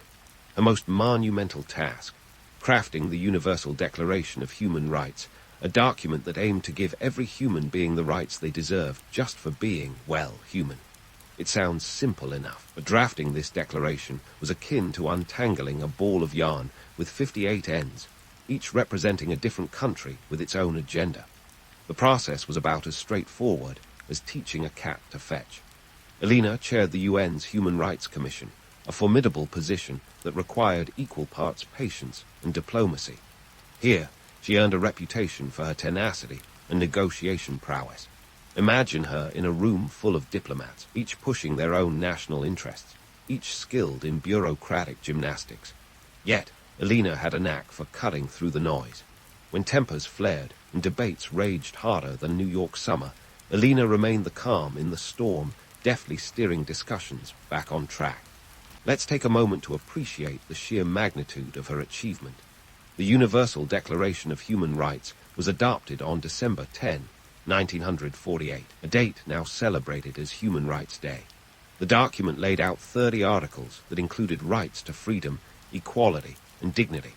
It was translated into over 500 languages, making it one of the most translated documents in the world, far surpassing even the number of languages in which Shakespeare's plays have been performed. But let's not sugarcoat the process. This wasn't a conveyor moment where everyone held hands and sang praises. There were fierce debates and heated arguments, with Eleanor often in the thick of it, wielding her charm and persuasion like a finely honed spear. She even had to navigate Cold War tensions, which were about as chilly as Siberian winters. The Soviet bloc, for instance, was pushing for rights that aligned more closely with their communist ideology, while Western nations had their own interpretations of freedom. Yet Eleanor managed to broker a consensus, a testament to her diplomatic dexterity. Now, here's a fun tidbit. Eleanor was known for her quiet lunches, informal gatherings where she'd invite diplomats over to hash out differences over soup and sandwiches. It was a strategy as old as time. Break bread and break barriers. These gatherings were often more effective than the official meetings, proving once again that diplomacy sometimes works better outside the boardroom. And let's not forget that Eleanor was doing all this at a time when women in politics were about as common as unicorns at a dog show. Her presence alone was a statement, a reminder that women could wield power and influence with as much competence as their male counterparts. She wasn't just sitting at the table. She was leading the conversation, reshaping the dialogue around human rights. Eleanor's involvement with the UN extended beyond drafting the declaration. She served on the United Nations Commission on Human Rights until 1952, advocating for issues that were often sidelined, such as racial equality and women's rights. Her commitment was unwavering, fueled by a deep-seated belief in the inherent worth of every individual. While some may have seen the Universal Declaration of Human Rights as a lofty ideal, Eleanor saw it as a blueprint for a better world, a guidebook for global citizenship. But let's address the myth of Eleanor as a flawless champion of justice. Sure, it's tempting to view her as a saint in sensible shoes, but the reality was more nuanced. She was an astute politician who understood the art of compromise. She knew that progress didn't always come in leaps and bounds, but in small, incremental steps, baby steps, if you will.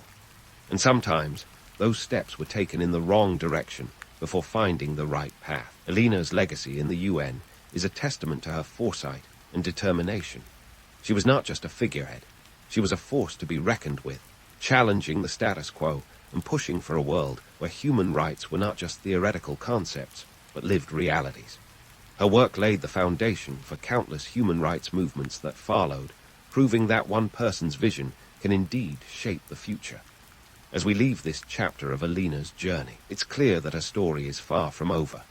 The Universal Declaration of Human Rights was not the end, but a new beginning, a springboard for further advocacy and change. So, stay tuned, because Eleanor Roosevelt's remarkable journey continues, with more stories of persistence, persuasion, and profound impact waiting to be told. Now, as we tie up Eleanor Roosevelt's extraordinary tapestry of influence, we must ask ourselves, what threads did she leave dangling for future generations to weave into? Eleanor's life was like a masterclass in social advocacy, a real-life example of how to turn the personal into the political.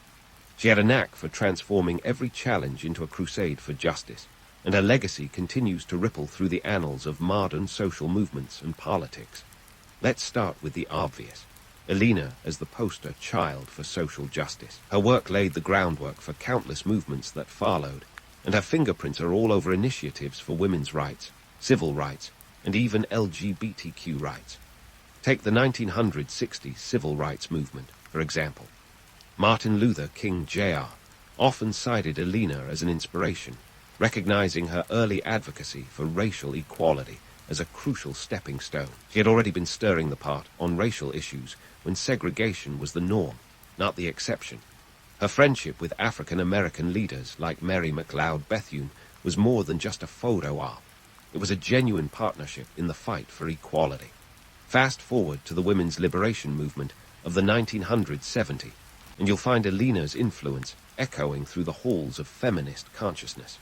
Gloria Steinem and Betty Friedan, icons of the movement, often referenced Eleanor's relentless pursuit of women's rights as a beacon of hope. Eleanor's press conferences for female reporters and her support for working women were early skirmishes in a battle that would rage on long after she left the scene. She was like a persistent pebble in the shoe of patriarchy, never letting anyone forget that women deserved a seat at every table. But let's not paint her as a flawless goddess of progress. Eleanor, for all her forward-thinking bravado, was a product of her time. She grappled with her own biases and blind spots. Her early hesitation to fully embrace the LGBTQ community is a case in point.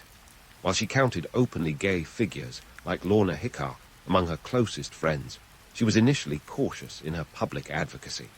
It was a reminder that even the most enlightened figures have their own evolutionary journeys. And then there's the international scene. Eleanor's role in the United Nations and the crafting of the Universal Declaration of Human Rights was more than just a feather in her cap. It was a quiver full of arrows aimed at the heart of global inequality. Her insistence on universal values over regional politics was a diplomatic maneuver that would influence international relations for decades. The Declaration's Articles 1 and 2, which state that all human beings are born free and equal in dignity and rights, form the bedrock of numerous international treaties and conventions that followed. It's no coincidence that Eleanor's work at the UN is often credited with inspiring later movements for international peace and justice. But let's address the elephant in the room, the myth of Eleanor as a saintly figure, a paragon of virtue wrapped in pearls and good intentions. The reality was far more complex. Eleanor was, at times, as political as she was principled. She made compromises, sometimes endorsing policies that were less about idealism and more about pragmatism. Her support for Franklin's internment of Japanese Americans during World War II was a dark stain on her otherwise progressive record. It was a stark reminder that even the most ardent champions of justice can falter under pressure. Yet, Eleanor's willingness to confront her mistakes and learn from them was part of her enduring appeal.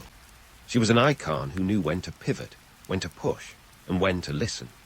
Her flaws didn't diminish her legacy. They enriched it, providing a more nuanced understanding of what it means to be a leader in an imperfect world. As we wrap up this whirlwind tour through Eleanor's life, let's not forget the economic context that shaped her actions. The Great Depression and World War II weren't just historical backdrops. They were economic upheavals that tested the mettle of every leader of the era. Eleanor's advocacy for the New Deal wasn't just about social justice. It was about economic survival. Her push for social welfare programs and labor rights was as much about keeping the country afloat as it was about uplifting the downtrodden. And here's the kicker. Eleanor's impact wasn't just felt in boardrooms and battlefields. It resonated in the everyday lives of ordinary people. She was a champion of the underdog, a voice for the voiceless, and her legacy is woven into the fabric of modern social policy. From the Civil Rights Act to gender equality legislation, her influence is undeniable. So, as we close the book on Eleanor Roosevelt's remarkable journey, let's remember her not as a saint, but as a human, a flawed, formidable, and fiercely dedicated force for good. Her story is a testament to the power of one individual to change the course of history, not through grand gestures or perfect decisions, but through persistent, determined action. Eleanor Roosevelt taught us that legacy isn't about perfection, it's about progress. It's about leaving the world a little better than you found it, one step at a time. And in that sense, Eleanor's legacy is not just enduring, it's everlasting. The rooster's crow slices through the pre-dawn silence, pulling you from dreams of endless rice paddies into the dim light filtering through your thatched roof home. The roof is a patchwork quilt of straw and mud, and you can't help but admire its determination to keep the rain out. It's a modest structure, but it's where you call home. Nothing like the grand palaces of Chang'an, the Tang dynasty's glittering capital city. But here, in your rural nook of ancient China, it's a palace of practicality. As you stretch and shake off the sleep, your feet hit the packed earth floor, a reminder of your unyielding connection to the land. You're a peasant, and today, like every other day, is about making sure you and your family don't go to bed on an empty stomach. Your stomach rumbles, echoing the daily struggle of living on a meager income, which, if you're lucky, stretches to a few strings of cash a month. The Tang dynasty might be heralded for its golden age of culture, but you're just hoping to have enough rice to get through the week. Speaking of rice, let's talk numbers. In your world, rice is currency, sustenance, and sometimes a luxury. A bushel of rice might set you back around 100 cash, which isn't pocket change when your annual income hovers around a mere 1,000 cash. That's right. Your finances are a delicate balancing act, a high-wire performance without a safety net. You're not just farming rice, you're living it. Taxes, the eternal bane of your existence, add a delightful splash of stress. The Tang government has a knack for keeping its coffers full, and you're one of the many contributors. The land tax alone can swallow up to 10% of your crop yield. And let's not forget the corvée labor. Call it an ancient version of community service. But instead of picking up trash, you might be building a canal or a road. It's a thrilling reminder that your time and effort are not entirely yours. Your home, a cozy yet humble abode with walls made of mud bricks, is more than just shelter. It's an economic statement. You're not splurging on lavish decor. Instead, every inch is optimized for survival. The hearth, the heart of your home, is where meals are cooked and warmth is shared. It's a communal space, reflecting the collectivist spirit that binds your small village together. As you prepare for the day, the aroma of millet porridge wafts through the air. It's no imperial banquet, but it's nourishing enough to fuel the hours ahead. The millet is grown right outside your door, a testament to your self-sufficiency. Forget about exotic spices or imported delicacies. You're living the locavore dream out of necessity. Now, don't be fooled by the romanticized visions of pastoral bliss. Yes, the countryside is painted in breathtaking hues of green and gold, but the reality is far from idyllic. Farming is a backbreaking endeavor, dictated by the whims of weather and the caprices of soil. Every day is a negotiation with nature, a relentless cycle of planting, tending, and harvesting. Yet, there's a certain satisfaction in knowing that what you grow sustains your family and maybe, just maybe, earns a little extra at the market. The sun, now a golden orb climbing higher in the sky, signals that it's time to head to the fields.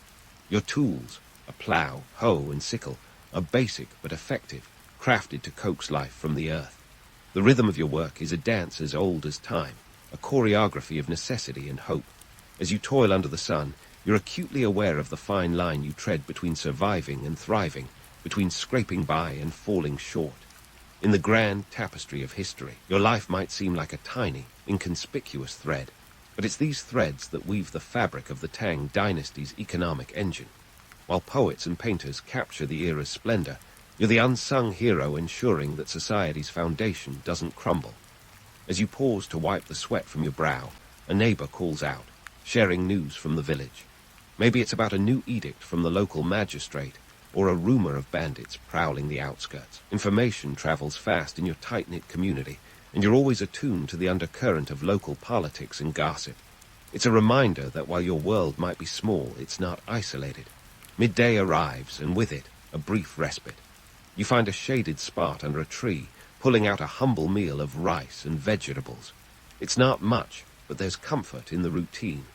As you eat, your mind drifts to the larger forces at play.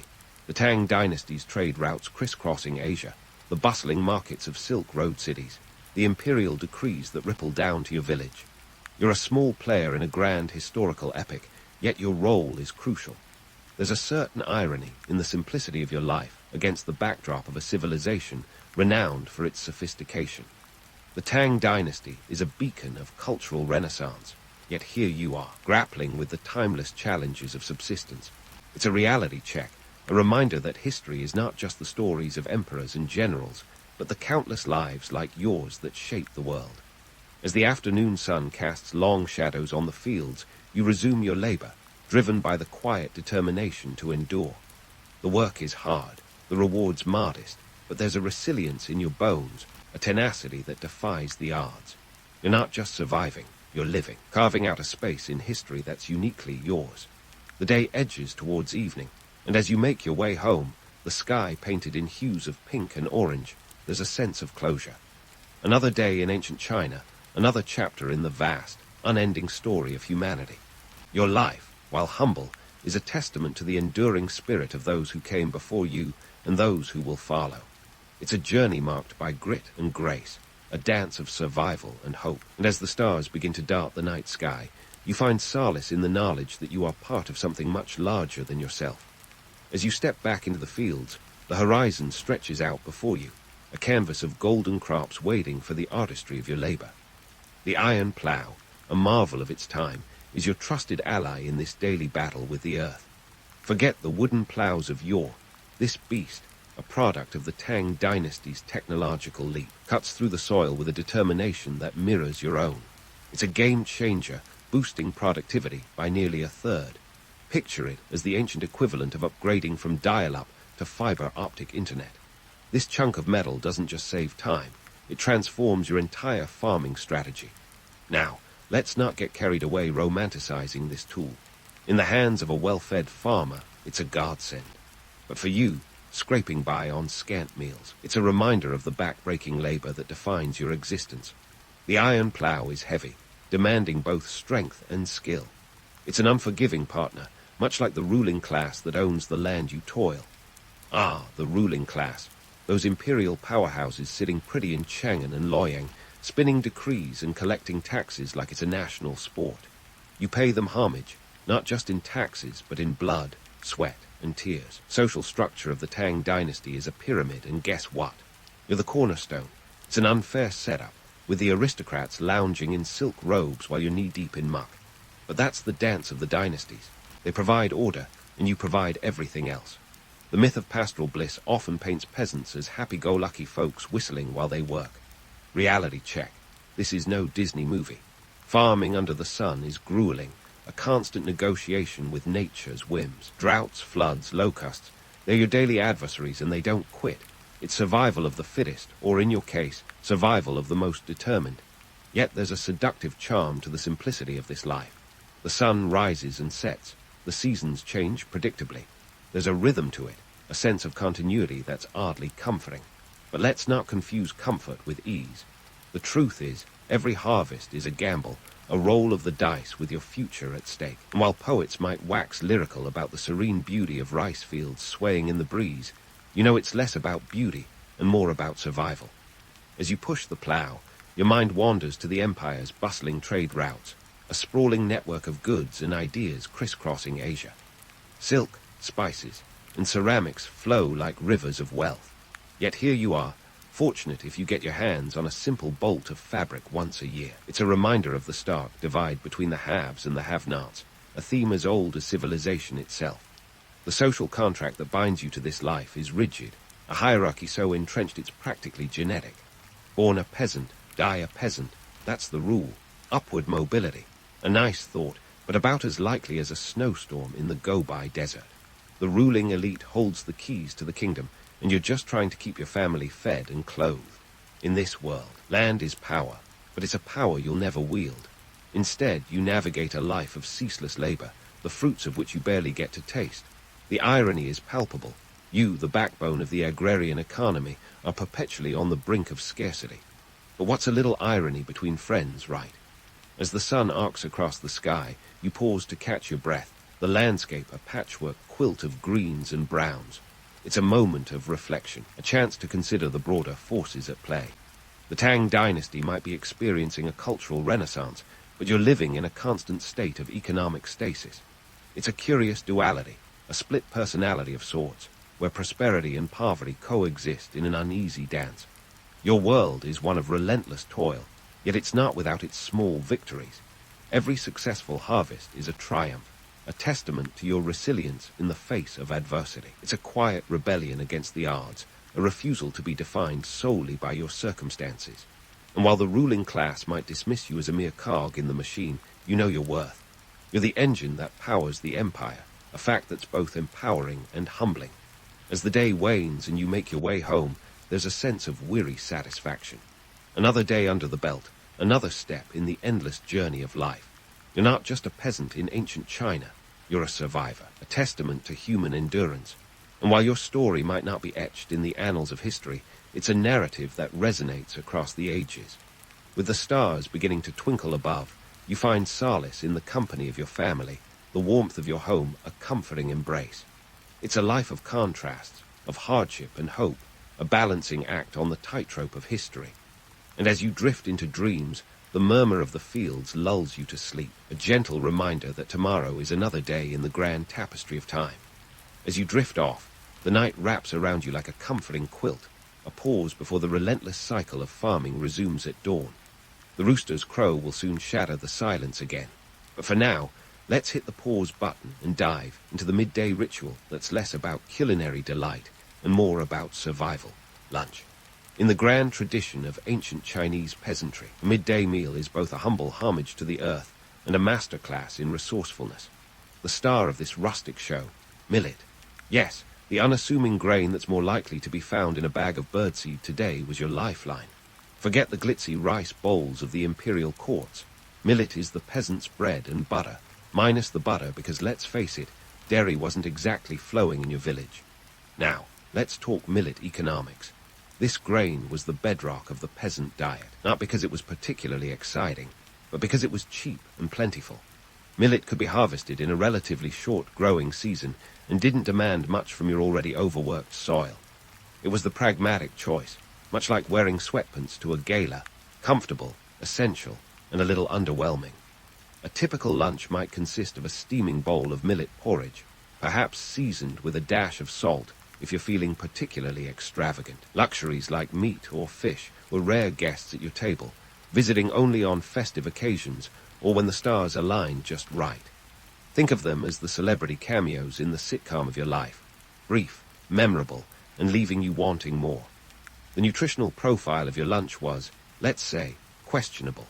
Millet is great for carbs, but you'd be hard-pressed to find a nutritionist from any era calling it a balanced diet. Protein often played hide-and-seek with your meals, And let's not even start on vitamins.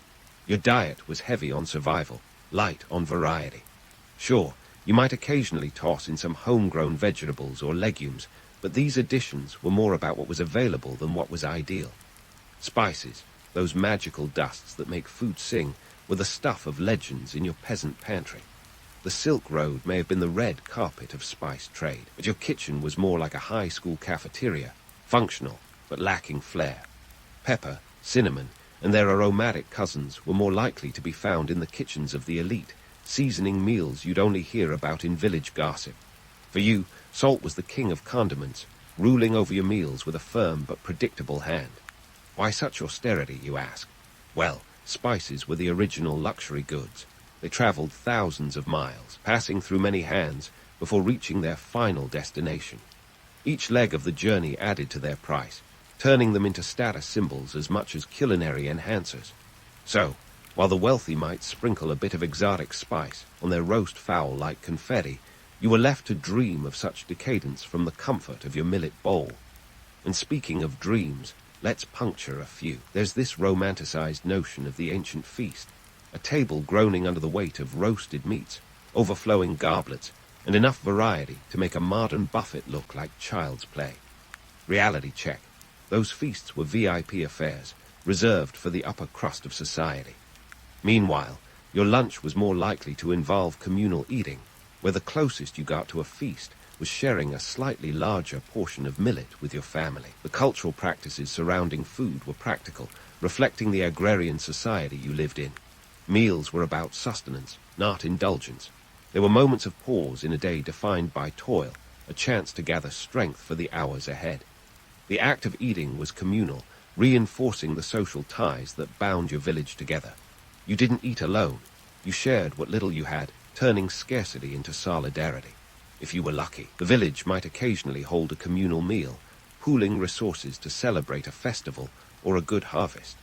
These events were as much about reinforcing social bonds as they were about enjoying a rare moment of abundance. Imagine a potluck where everyone brings millet, and you've got the right idea. It's easy to romanticize the simplicity of your diet, to paint it as a pastoral ideal of farm-to-table living. But let's not sugarcoat it. This was subsistence at its core. Your meals were dictated by necessity and availability, not preference or nutrition. This wasn't about living off the land in a harmonious dance with nature. It was about making do with what the land begrudgingly offered. Yet, there's a certain resilience in this way of life, a testament to human ingenuity in the face of adversity. While emperors and aristocrats feasted on delicacies from across the empire, your meals were a daily exercise in frugality and resourcefulness. They weren't Instagram-worthy, but they were yours, a reflection of the life you lived and the world you inhabited. As you finish your bowl of millet, the sun starts its slow descent, casting long shadows across the fields.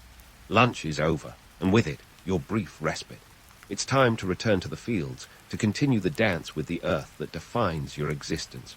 The work is relentless, but there's a rhythm to it, a familiarity that breeds a strange kind of comfort.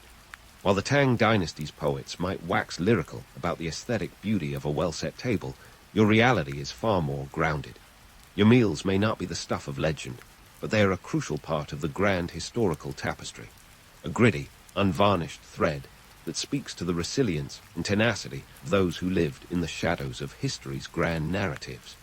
And as you pick up your tools and head back to the fields, you carry with you the quiet determination to endure. Lunch might be over, but the day is far from done. There are crops to tend, a family to feed, and another chapter in your life waiting to be written. In the grand scheme of the Tang dynasty, you're a footnote, but a vital one. And as you continue this journey through time, you do so with the knowledge that your story, though humble, is an integral part of the human saga. As you hoist that trusty hoe back onto your shoulder, the familiar landscape of your village unfurls before you, a tapestry of social obligations and communal rituals as intricate as any emperor's robe. This isn't just a day at work. It's a social web that binds your community tighter than a Tang dynasty scroll. Here, social interactions are both the glue and the shackles, offering a curious mix of camaraderie and constraint. Let's kick things off with communal work, the bread and butter of village life. Picture your neighbors alongside you, each wielding their farming implements like an ancient Chinese version of a neighborhood Home Depot. Together, you tackle tasks too big for any one family, building irrigation ditches, repairing communal structures, or even defending against the occasional bandit raid. It's a scene ripe with camaraderie and shared purpose, reminiscent of a potluck where everyone brings a little something to the table, except here it's sweat and labor rather than casseroles and pie. But this isn't the idyllic communal utopia some might imagine. Sure, there's a sense of togetherness, but it comes with a price tag, a social ledger of obligations and debts thicker than a Confucian classic. Fail to pull your weight, and you'll find yourself on the receiving end of some serious side-eye at the next village meeting. Social currency is as valuable as the strings of cash in your pouch, and maintaining a positive balance is crucial. Speaking of Confucius, his teachings are the invisible hand guiding this social orchestra. The man may have lived centuries earlier, but his values are the blueprint for daily life, etched into the cultural DNA of your village. His emphasis on hierarchy, duty, and filial piety is more than philosophical mumbo-jumbo. It's the operating system of Tang society. You, dear peasant, are expected to know your place and play your part. Respect your elders, honor your ancestors, and for heaven's sake, don't step out of line. It's like living in a never-ending game of Simon Says, except Simon is a revered sage, and the consequences of failure involve more than just sitting out around. The village festivals are where these social dynamics play out in technicolor. These events are the highlight reel of rural life, moments of collective joy and shared tradition that punctuate the relentless grind of farming. Picture dragon dances, lantern festivals, and communal feasts that transform your village into a scene straight out of a Tang dynasty painting. But let's not get carried away with visions of endless revelry. These festivals are less about personal indulgence and more about reinforcing the social order. Take the Spring Festival, for example. It's the granddaddy of all celebrations, a time for sweeping away the bad luck of the past year and ushering in prosperity. Families clean their homes, decorate with red couplets, and prepare offerings for ancestors, actions steeped in Confucian ideals of respect and renewal. It's a communal reset button, a chance to realign with the cosmic order and reaffirm your place within it. And if you're lucky, you might just snag a dumpling or two, a rare treat in your otherwise Spartan diet. But there's a darker side to these festivities, a reminder that the social order you're celebrating doesn't serve everyone equally. The local gentry, perched atop the social hierarchy, often use these occasions to display their wealth and power, reinforcing the very structures that keep you in your place. It's a stark reminder that while you're part of the celebration, you're not exactly the guest of honor. And then there are the obligations that come with marriage, an institution as much about social stability as personal choice. Marriages are transactions in social capital, binding families together in a web of alliances and mutual obligations. Love might be a nice bonus, but it's hardly the main event. Dowries and bride prices are negotiated with the same fervor as a Tang dynasty trade deal, each transaction reinforcing the social fabric. You're not just marrying a person, you're linking dynastic legacies in a village-level Game of Thrones. Children, the fruits of these unions, are both a blessing and a burden. They're your social security, your workforce, and your legacy rolled into one.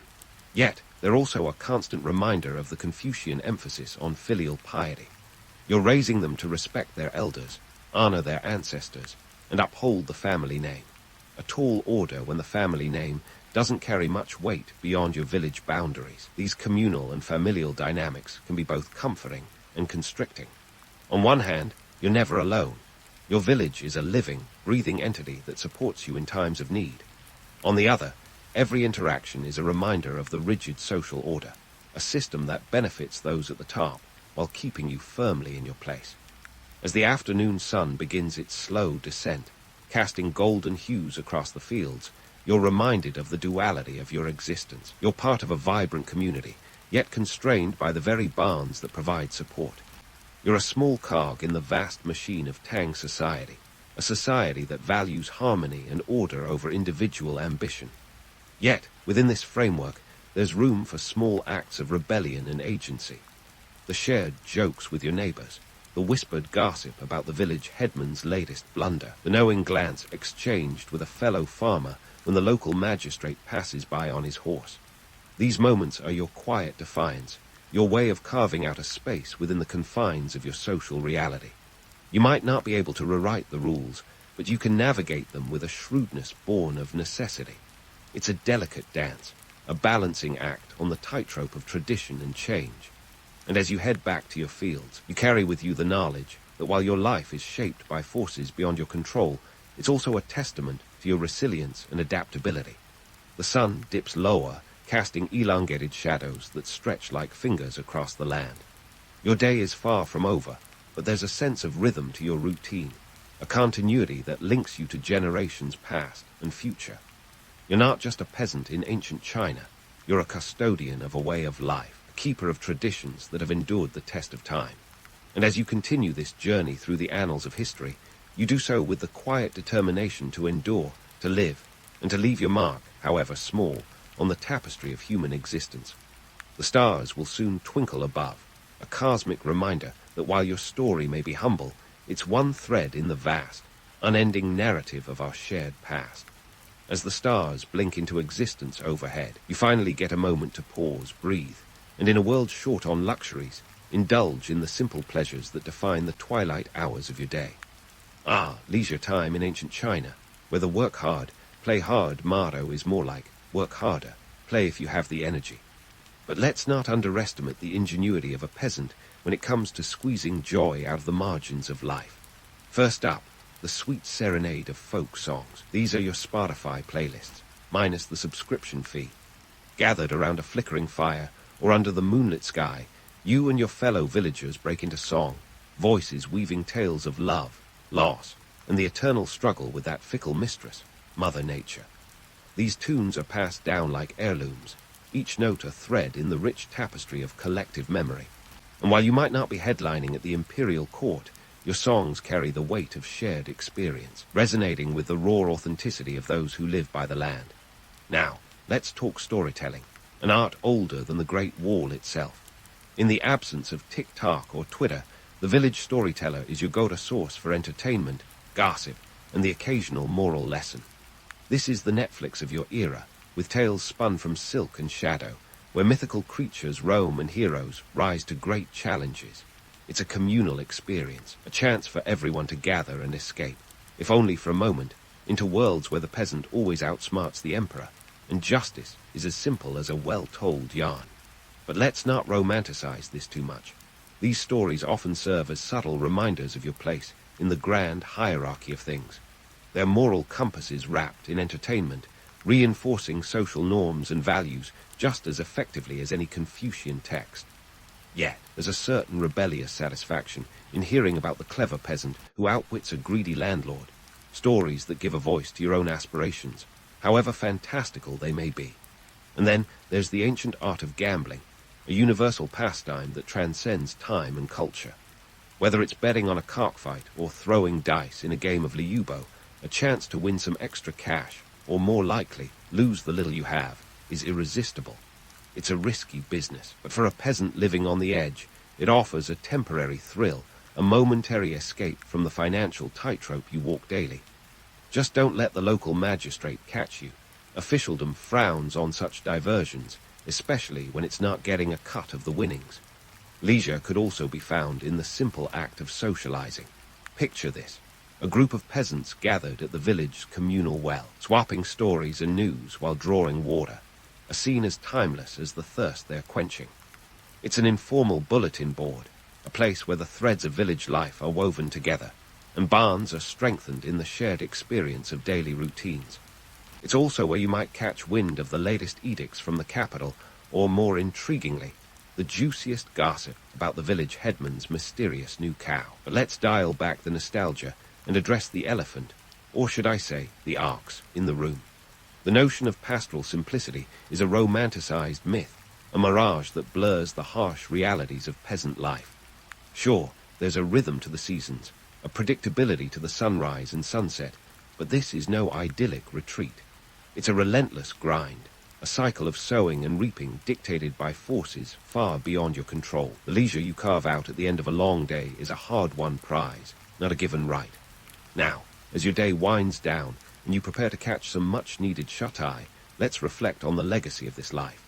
In the grand scheme of history, your days might seem repetitive, your tasks mundane. But consider this. The Tang dynasty, with all its cultural and technological achievements, rests on the shoulders of countless peasants like you. You are the unsung cogs in the great machine, the quiet architects of a society that historians will admire for centuries. Your existence is a testament to resilience, an enduring spirit that defies the odds stacked against you. While emperors and poets capture the limelight, it's your labor that sustains the empire, your stories that echo through time. You are part of a living tradition, a thread woven into the fabric of history, humble yet indomitable. So, as you lay your head down on a straw pillow, the night wrapping around you like a well-worn cloak, take solace in this thought. You are not just surviving, you are shaping the world in ways unseen and uncelebrated. Your story, while perhaps not etched in stone or sung in the halls of power, is integral to the human saga, a reminder that history is not only written by the victors, but lived by the countless souls who toil in their shadows. And with that, you drift into dreams, where the fields stretch endlessly, and the stars above wink knowingly, as if to say, rest well, for tomorrow the dance begins anew. In the heart of what we now call Central America, the Maya civilization began its rise, not with a bang but with corn. Yes, before Silicon Valley had its garages and dorm rooms, the Maya were in the jungles of Mesoamerica with corn as their golden ticket to greatness. Around 2000 BCE, while other societies were figuring out the wheel or inventing riding, the Maya were busy turning maize into a civilization. You could say corn was the original tech startup, transforming small, family-run villages into bustling prototypes of urban life, except without the Wi-Fi and overpriced coffee. Now, let's not sugarcoat the reality here. The Maya didn't have it easy. Their arfis was a challenging topography of dense rainforests, mountainous highlands, and swampy lowlands. The kind of terrain that would make a modern explorer feel lost even with the best GPS. But the Maya, they navigated this landscape with an innate knack that would make even Google Maps envious.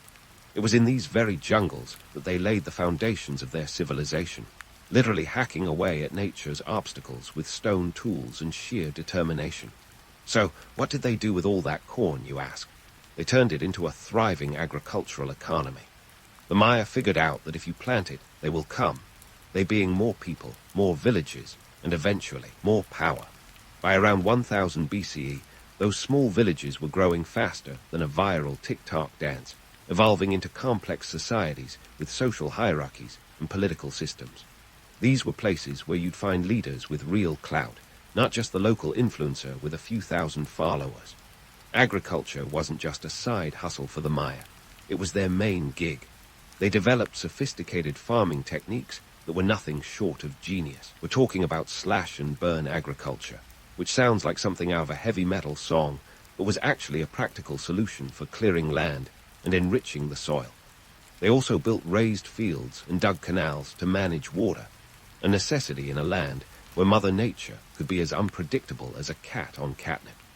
The preclassic period of Maya history, spanning from 2000 BCE to 250 CE, is like the pilot episode of a long-running series. It sets up the story, introduces key players, and hints at the drama to come. During this time, the Maya were not just farmers. They were innovators, creating the groundwork for urbanization and cultural development.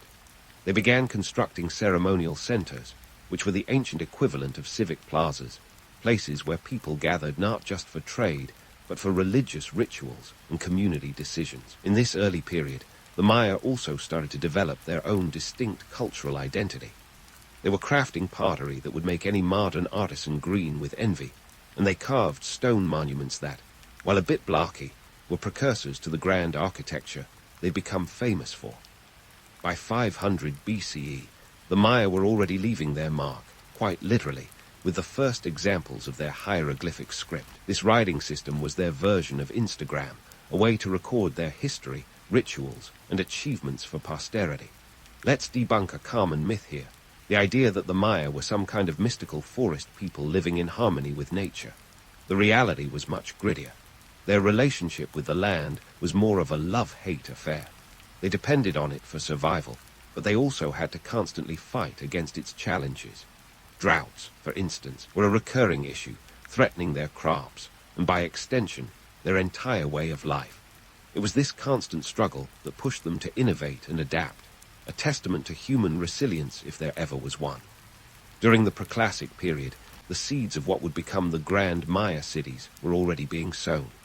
Places like Nakbay and El Mirador, in what is now Guatemala, were emerging as early urban centers, complete with monumental architecture and complex social structures. These were no fly-by-night operations. They were built to last, with some structures dating back to 800 BCE. And while the scale was modest compared to later Maya cities, the ambition was clear. They were building something that would stand the test of time. Economically, the Maya were savvy traders. They were part of a burgeoning network of exchange that included obsidian, jade, and other valuable goods. These trade routes connected them with neighboring cultures, facilitating not just the exchange of goods, but also ideas. It was through this interaction that the Maya began to absorb and adapt elements from other Mesoamerican cultures, like the Olmec, who were kind of like the cool older cousins who knew all the best tricks. Socially and politically, the Maya were already developing complex hierarchies. Leaders emerged not just based on brute strength or wealth, but through religious authority and kinship ties. Think of these early rulers as the original influencers, wielding power through charisma and divine right. This was a society where religion and politics were intertwined, with rulers often acting as intermediaries between the gods and the people. So, as we wrap up this first act of the Maya saga, it's clear that what they were building was more than just a collection of towns. It was the foundation of a civilization that would go on to create some of the most impressive achievements in human history. The Preclassic period was the dawn before the grand sunrise, setting the stage for the Maya's golden age. And remember, it all started with corn, a little ingenuity, and a lot of determination. As the Maya civilization moved into the Classic period, about 250 to 900 CE, things really started kicking into high gear. The Preclassic period was like the opening act at a concert, warming up the crowd. Now it was time for the headliners, the great city-states like Tikal and Calakmul. Imagine shifting from a village garage band to a full-blown rock festival with pyrotechnics. These city-states weren't just places on a map. They were the centers of power, culture, and intrigue. Tikal, nestled in the dense jungles of what is now Guatemala, was a powerhouse with a population that could rival a small modern city. Think around 60,000 people at its peak, give or take a few thousand. Its skyline was dominated by towering pyramids and palaces, impressive enough to make even the staunchest minimalist reconsider their stance on architecture. Meanwhile, Calakmul, Tikal's arch-nemesis located in modern-day Mexico, wasn't just sitting around twiddling its thumbs. It was equally grand and equally ambitious, a real heavyweight in the Maya world. These city-states were like the ancient world's version of rival tech giants, constantly trying to one-up each other. Their leaders, the Ajawab, were more like CEOs with divine right than your average bureaucrats. Think of them as the original disruptors. But instead of launching the next big app, they were launching wars, forging alliances, and throwing lavish ceremonies to assert dominance. And let's not forget about the diplomatic networking events, which were basically ancient versions of corporate retreats. Except instead of trust falls, there were sumptuous feasts and the occasional ritual sacrifice. Nothing says, we're on the same team, like a shared goblet of fermented maize drink and a ceremonial offering to the gods. The political dynamics were as complex as a soap opera, with alliances forming and dissolving faster than you can say, Game of Thrones. Tikal and Calakmul's rivalry was the stuff of legends, with each trying to outmaneuver the other through strategic marriages, military campaigns, and good old-fashioned espionage. It was like a high-stakes chess game where the pieces were real people, and checkmate could mean the rise or fall of an entire city-state. Now, let's talk warfare. The Maya weren't just about building pyramids and scribbling hieroglyphs. They were also masters of the battlefield. Their warfare was not just about land grabs. It was a sophisticated affair with real political and economic stakes. Capturing a rival king wasn't just a trophy.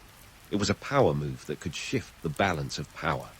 And when they weren't busy fighting, they were often preparing for the next battle, training warriors and forging weapons with an intensity that would make a modern military drill sergeant proud. But don't get too swept away by the romance of Maya chivalry and noble conflict. The reality was a bit grittier. War wasn't just a chess game. It was a brutal, bloody affair with real consequences for the everyday folks back home. The economic burden was substantial, funding armies, repairing damaged infrastructure, and dealing with the fallout of disrupted trade routes. Maintaining a standing military was no cheap endeavor, and it required resources that could have been used for, let's say, more peaceful pursuits like farming or art. But hey, who's counting pennies when you're busy building an empire? Speaking of trade, let's not forget the economic web the Maya wove across Mesoamerica. Obsidian, jade, cacao. These were more than just luxury items. They were the lifeblood of the economy, flowing through a network of trade routes that connected city-states and beyond. The Maya were savvy traders, utilizing everything from rivers to overland paths to move goods. It was a thriving economic scene that kept the gears of their civilization turning and occasionally grinding when things didn't go as planned. Amidst all this politicking and power playing, the Maya also found time to pursue the arts and sciences. Their advances in mathematics and astronomy were nothing short of remarkable. They developed a calendar system so precise that it could predict solar eclipses with eerie accuracy, making them the ancient equivalent of a Swiss watch on steroids. And let's not forget their writing system, which was as complex as the plots of their political dramas. The hieroglyphs were more than just pretty pictures. They were a sophisticated script that recorded everything from royal births to military victories. So, as we delve deeper into the classic period, it's clear that this was a time of both monumental achievements and monumental challenges. The Maya were juggling the demands of empire building with the need to sustain their way of life, a balancing act that required both innovation and pragmatism. As the drama unfolds, remember that behind the grandeur of the temples and the intricacy of the carvings, there were real people navigating a world as complex and dynamic as any we know today. Stay tuned, because the saga of the Maya is far from over. In the grand tapestry of Maya civilization, mathematics and astronomy were the threads that held everything together. While some cultures were still figuring out basic arithmetic, the Maya were busy crafting a mathematical system so advanced it could make Pythagoras do a double take. Here's a civilization that not only invented the concept of zero, arguably one of humanity's most underrated inventions, but also used it to build a calendar system that put even modern chronometers to shame. Now, let's clear the air about the Maya calendar and that infamous 2012 doomsday prophecy. Spoiler alert, the world didn't end, and the Maya never actually predicted it would. The so-called end was simply the conclusion of a cycle in the Maya long count calendar, akin to flipping the page on a wall calendar at the end of December.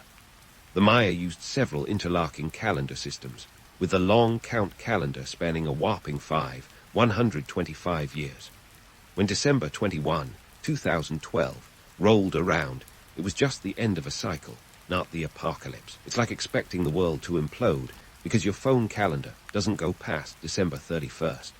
The Maya had a knack for numbers that rivaled their penchant for dramatic architecture. Their Vigesimal base 20 numbering system was as intricate as it sounds, utilizing darts and bars to express values.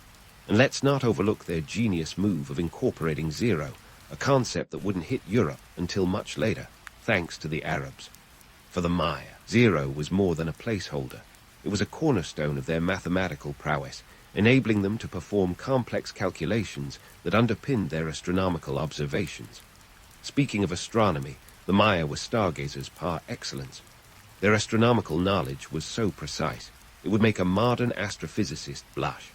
They didn't just look at the stars, they mapped them, using observatories like the one at Chichen Itza, a structure called El Caracal, which translates to the snail due to its spiral staircase. This ancient observatory wasn't just for decoration, it was aligned with the motions of Venus, a planet the Maya held in high regard.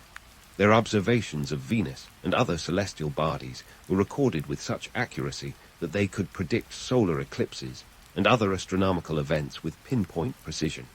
While we're on the topic of celestial mechanics, let's not forget their fascination with time. To the Maya, time wasn't just a linear progression. It was a cyclical dance, repeated in predictable patterns. Their Tzolk'in, a 260-day calendar, was used for sacred rituals, while the Hab, a 365-day solar calendar, aligned with the agricultural cycle. Together, these calendars formed a complex system that governed religious ceremonies, agricultural activities, and even political events. It was a cosmic clockwork that dictated the rhythm of Maya life. But enough about numbers and stars. Let's talk about how they documented all this in their writing. You see, the Maya weren't just numerical nerds. They were also literary luminaries. Their hieroglyphic script was a marvel of linguistic engineering, combining logograms and syllabic signs to create a writing system as elaborate as their pyramids. This script was more than a tool for communication. It was an art form, each glyph a narrative in miniature, carved into stone or painted on pottery. These glyphs chronicled everything from royal lineages to epic battles, offering a window into the political soap operas of the time. Imagine Instagram stories, but carved in stone and intended to last millennia.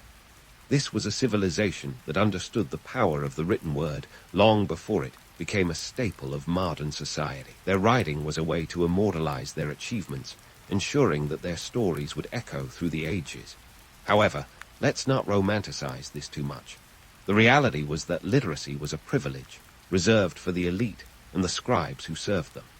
Most of the Maya populace communicated orally, their stories passed down through generations in an unbroken chain of tradition. The glyphs were primarily a tool of the ruling class, a means to legitimize power and maintain control. It was a kind of ancient PR campaign, ensuring that the deeds of kings and queens would be remembered, while the lives of ordinary people often faded into the backdrop. In a world where the written word was synonymous with power, the Maya scribes were the unsung heroes, the content creators of their day, if you will. They were the ones who etched history into stone, preserving the triumphs and tribulations of their civilization for us to puzzle over centuries later. Through their glyphs, the Maya left a legacy that transcends time, a testament to their ingenuity and their relentless pursuit of knowledge. As we continue this exploration of the Maya, it's important to remember that their achievements in mathematics, astronomy, and writing were not just academic exercises. They were tools of power, instruments that shaped their society and influenced their world. From the grandeur of their temples to the precision of their calculations, the Maya demonstrated an understanding of the cosmos that was both profound and practical, laying the groundwork for a civilization that would stand the test of time, and ironically, outlast many of the cultures that came after them. Stay tuned, because there's more to this story, and the Maya's celestial saga is far from over. And while the celestial saga of the Maya might seem like a cosmic fairy tale, it's time to ground ourselves in the grittier chapter of their history, the late classic collapse. Imagine this. While the rest of the world was still getting its act together, the Maya were already dealing with their own version of a midlife crisis around 900 CE. Environmental pressures, internal strife, and those ever-shifty trade routes were the culprits, turning their civilization into a cautionary tale about the perils of overextension and Mother Nature's wrath. Let's dive into the environmental pressures first, because spoiler alert, climate change isn't just a modern buzzword.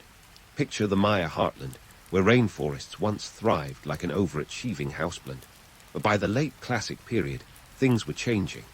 Droughts started showing up like uninvited guests at a party, and they didn't come alone. With them came crop failures, food shortages, and a bunch of Maya farmers scratching their heads over where all the rain went. Some studies, like the one by Douglas Kennett in 2012, suggest a series of severe droughts struck between 800 and 1000 CE, making it as clear as a sunny day why crops weren't exactly flourishing. Now, you might think, wasn't this civilization built on agriculture? How did they not see this coming? Well, they did. Sort of. The Maya had been adapting to environmental changes for centuries, but these droughts were like the final straw in a series of unfortunate weather events. Their advanced agricultural methods, like those raised fields and canal systems, could only stretch so far. When nature decided to play hardball, even the most ingenious irrigation couldn't save the day. But wait, there's more. Because what's a good collapse without some political drama? The classic period Maya city-states were like the original reality TV stars, full of intrigue, alliances, and betrayals. By the late classic, these city-states were embroiled in constant conflict. Picture Tikal and Calakmul, the ancient frenemies, in an endless game of one-upmanship. This wasn't just about who had the tallest pyramid. It was about control over trade routes, resources, and naturally, power. It turns out, a society can only handle so much internal bickering before things go south. The constant warfare drained resources faster than a modern teenager drains a phone battery. These city-states were burning through their reserves, both human and material, to fund their military escapades. The economic toll was significant, with resources that could have gone towards rebuilding infrastructure or supporting the populace instead being funneled into the war effort. It's like putting all your money into a hedge fund, only to watch it crash and burn. And speaking of economics, let's talk trade routes. The Maya were once at the heart of a bustling trade network, with jade and obsidian flowing like water through their cities. But as the political landscape shifted, so did these lucrative routes. New players entered the scene, and old allies became rivals. The once thriving economic arteries began to clog, strangling the flow of goods and wealth. The Maya economy, once a well-oiled machine, started sputtering like a car in need of a tune-up. Now, let's debunk the myth of the mysterious Maya collapse. Popular culture loves a good enigma, but the truth is, the decline of the Maya wasn't some sudden, inexplicable event. It was a slow unraveling, like a sweater caught on a nail. Environmental challenges, political infighting, and economic shifts all played their part. It's a bit like watching a slow-motion train wreck, where every factor contributes to the inevitable crash. So, what's the takeaway from this historical drama? The Maya civilization, despite its brilliance, faced challenges that would test any society. Their story is a reminder of the complex interplay between humans and their environment, and how even the most advanced societies can falter when the balance tips too far. It's a tale as old as time, proving that human nature, with its penchant for conflict and ambition, has always been a double-edged sword. As we leave the late classic collapse behind, it's clear there's more to explore in the Maya saga. Their story doesn't end here, far from it. The Maya would go on to adapt and evolve, leaving a legacy that continues to captivate us. So stick around, because the next chapter promises more insights, more intrigue, and maybe even a few unexpected twists. The Maya civilization might have stumbled, but their story is far from over. But let's not hit the brakes just yet, because the Maya story keeps rolling into the post-classic period, from 900 CE to the 1500. Think of it as the civilization's encore, where the Maya, like any seasoned rock band, adapted and kept the show going despite a turbulent world tour. You see, even after the so-called collapse of the classic period, the Maya weren't washed up. Far from it, they simply changed their tune. In the post-classic period, new power centers emerged, with cities like Chichen Itza, Mayapan, and Uxmal taking the stage. These cities, located in the Yucatan Peninsula, became the new hubs of Maya culture and politics. Chichen Itza, in particular, was like the Las Vegas of the ancient Maya world, a bustling metropolis complete with grand pyramids, expansive plazas, and yes, a massive ball court for their version of sports entertainment. Imagine the roar of the crowd as players used their hips to keep a rubber ball in motion. This was no casual game of catch. It was a ritual with stakes that could be as high as life and death. Economically, the Maya were still the savvy traders they'd always been, with trade routes crisscrossing Mesoamerica like a well-worn map. Cacao, salt, and obsidian were still hot commodities, but now there was a new player in town: gold. Spanish accounts later gushed about the Maya's intricate metalwork, proof that these folks weren't just about stone and jade. And let's not forget cloth, especially the vibrant, woven textiles that were as much a currency as they were a fashion statement. The Maya were nothing if not resourceful, using every tool in their economic arsenal to keep their society thriving. But it wasn't just about business. The post-classic Maya had a spiritual side that was as rich and complex as their economy. Religion and ritual continued to play a central role, with new deities and ceremonial practices reflecting the changing times. Remember those infamous human sacrifices? They were still a thing, but let's not get too carried away with the Hollywood dramatics. These rituals were deeply symbolic, meant to appease the gods and ensure the world's balance. Sure, it sounds grim, but in a world where the divine and mundane were tightly intertwined, it made perfect sense. Politically, the post-classic period was a bit like a Game of Thrones, minus the dragons, of course. Alliances formed and crumbled with dizzying speed. The League of Mayapan, a confederation of city-states in the Yucatan, was a testament to the Mayas' adaptability. This alliance, which lasted from the 10th to the mid-15th century, was an attempt to maintain peace and stability, even as internal tensions simmered beneath the surface. It was a delicate balance, a political high-wire act that required constant negotiation and compromise. And then, just when the Maya had their groove back, the Spanish arrived, uninvited guests who crashed the party with all the subtlety of a bull in a china shop. In the early 1500, Spanish conquistadors, driven by the thirst for gold and glory, landed on Maya shores. Hernán Cortés, Francisco de Montijo, and other explorers saw the Maya lands as ripe for the taking. With muskets, horses, and a hefty dose of hubris, they set about subjugating the Maya people. The Spanish conquest was brutal, a clash of worlds that saw the Maya resist fiercely. They were no pushovers. They fought back with an intensity born from a deep connection to their land and culture. But the odds were stacked against them. European diseases like smallpox and measles, to which the Maya had no immunity, swept through their communities with devastating effect. It was biological warfare of the most insidious kind, decimating populations and weakening resistance efforts. Despite this onslaught, the Maya didn't disappear. They adapted, as they always had. Some retreated to remote areas, preserving their way of life away from Spanish eyes. Others integrated, negotiating a precarious existence under colonial rule. The Maya showed resilience in the face of adversity, a testament to their enduring spirit. Now, let's talk legacy, because the Maya didn't just vanish into the annals of history. Their influence is still evident, woven into the cultural fabric of Central America. Modern Maya communities continue to honor their heritage through language, art, and tradition. Their ancient cities, with their towering temples and intricate carvings, still stand as a testament to their ingenuity and architectural prowess. The Maya calendar, once the subject of doomsday hysteria, is now appreciated for its astronomical precision and cultural significance. And let's not overlook their linguistic legacy. The Maya language family, with dozens of dialects still spoken today, remains a vibrant part of daily life for millions. It's a reminder that while empires may rise and fall, the cultural echoes of a civilization can resonate across centuries.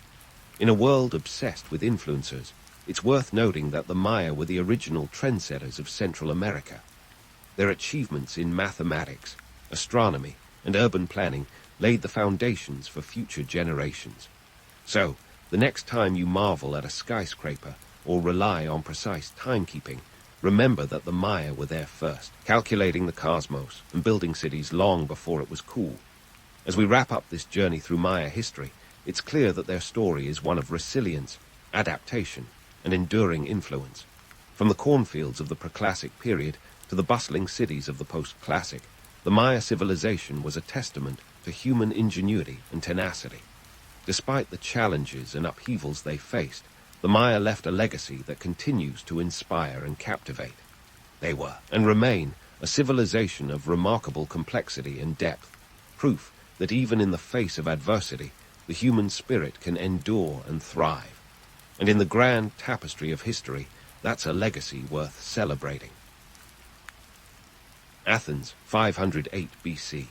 Think of it less as the serene cradle of democracy, and more like a chaotic political playground where toga-clad Greeks were figuring out how to govern themselves without resorting to a sword fight. Welcome to the birth of democracy, ancient style, where Cleisthenes, not exactly a household name outside of history buffs, was about to pull off one of the greatest political makeovers in history. Before Cleisthenes, Athens had been a bit of a mess.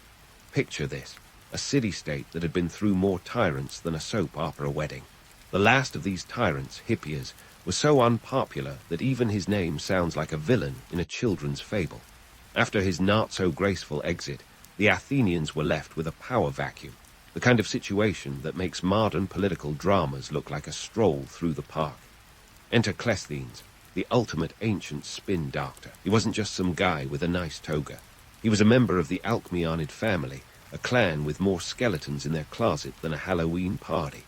But here's the twist. Instead of grabbing power for himself, Cleisthenes had this wild idea. How about giving power to the people? Radical, right? He promised to reform the political system, which at the time was about as organized as a toddler's birthday party. In 508 BC, Cleisthenes introduced a series of reforms that would change everything. He divided the city into 10 tribes, each one a mix of city, coast, and inland to prevent any regional dominance. It's like drawing district lines for a reality TV show, ensuring every contestant has a fair shot at the prize. These tribes were further divided into smaller units called demes, which were essentially neighborhoods with a political twist, like if your local book club suddenly got voting rights. But here's where it gets spicy. Instead of electing officials, most positions were chosen by lottery. Yes, you heard that right. The ancient Greeks basically invented the political equivalent of drawing straws. Imagine the horror on your face if your next mayor was picked by lottery. But in Athens, it was all about equality and breaking the power of wealthy elites who had been running the show for too long. It was democracy by chance, which sounds risky, but also kind of genius in its own chaotic way. Cleisthenes' reforms weren't just about shuffling citizens like a deck of cards. They included creating the Council of 500. This was the ancient world's version of a board of directors, but instead of discussing quarterly earnings, they were debating laws and policies.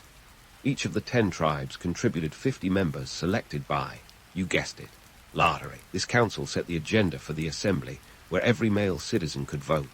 Sorry, ladies, no voting rights just yet. That was a few thousand years, and a couple of feminist waves away.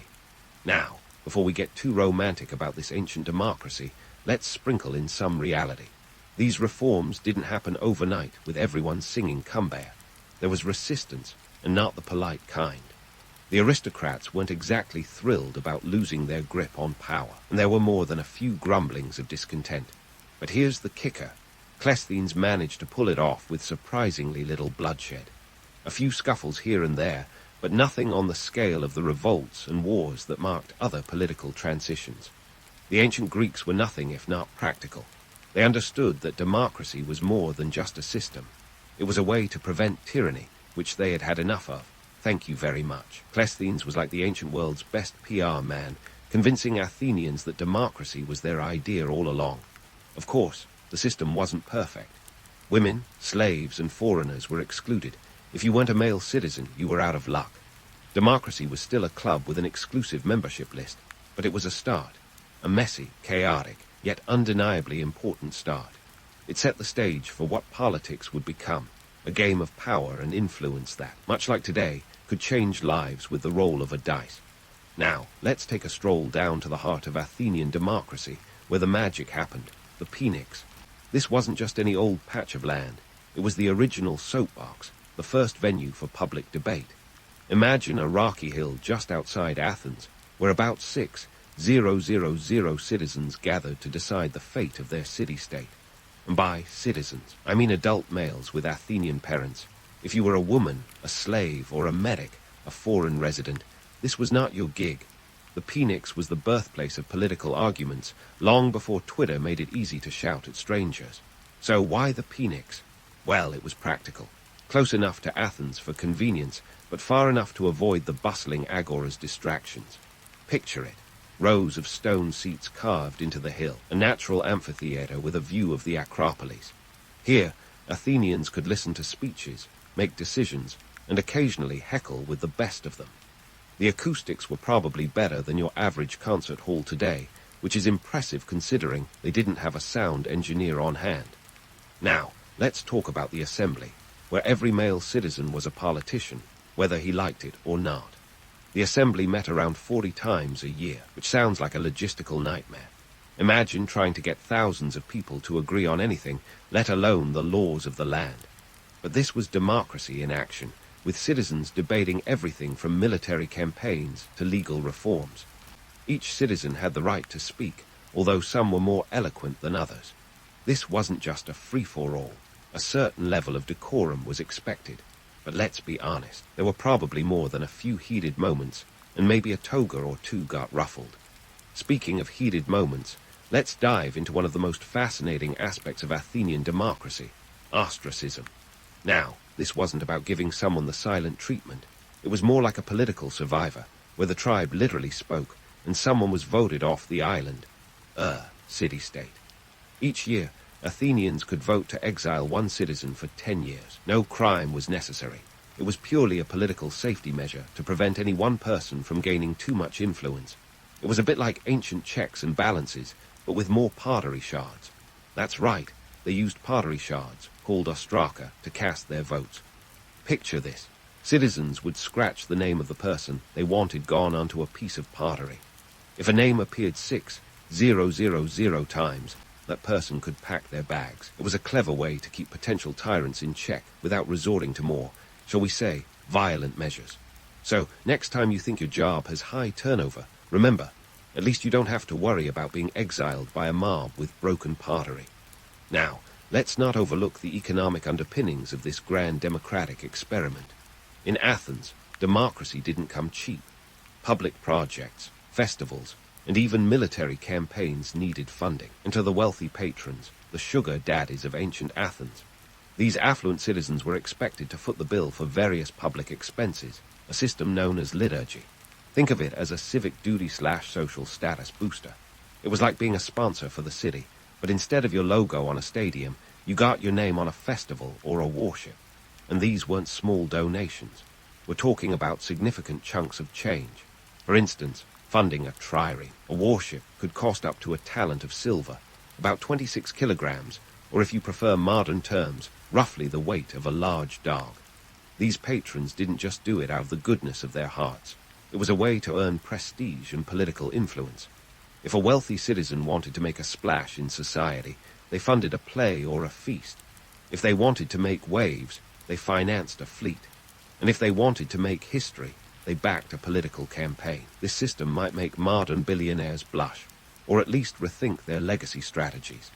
Imagine a world where your social standing depended on how much you contributed to public life, rather than how many yachts you owned. It was a brilliant way to keep the wealthy engaged in civic life, ensuring that those with the means had a stake in the city's success. Yet, it also highlighted the economic divides. Those who couldn't contribute financially were left to participate in other ways, like debating at the Phoenix or serving in the army.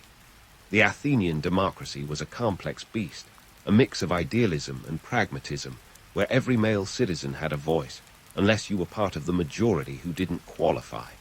It was a system born out of necessity, a response to tyranny, and a desire to balance power among the people. But as we pull back the curtain, see the intricate machinery that kept it running. A society where politics was as much about public service as it was about personal gain, where every decision was both a step forward and a negotiation with the past. As we wrap up this segment, keep in mind that the story of Athenian democracy is far from over. There's more to explore, from the roles of famous philosophers in shaping public policy to the impact of war and peace on the political landscape. So stay tuned, because the drama of ancient Greece is just getting started, and trust me, it's a tale worth telling. And speaking of drama, nothing stirs the pot quite like a good war, especially when it comes with a side of democracy. Enter the Persian Wars, the blockbuster conflict that would give Athens a chance to flex its newly democratic muscles. Picture this. The year is 490 BC, and Athens is about to square off against the Persian Empire, a colossal force that makes Godzilla look like a house cat. The Persians had a knack for empire building, and they weren't exactly known for their subtlety. They wanted Greece, and they wanted it bad. But Athens, being the scrappy underdog, said not today, Xerxes, or something along those lines. The battle that kicks off this epic saga is Marathon, a name that today makes you think of sweaty joggers rather than ancient warriors. Here, the Athenians, outnumbered and with their backs against the figurative wall, pulled off a stunning victory against the Persians. We're talking about 10,000 Athenians against a Persian force at least twice their size. It's the kind of underdog story that makes sports movies weep with envy. And when the dust settled, it wasn't just a military win, it was a political game changer. Victory at Marathon wasn't just about pushing back an invader. It was a ringing endorsement for the democratic system that had given birth to this citizen army. But this was only Act 1.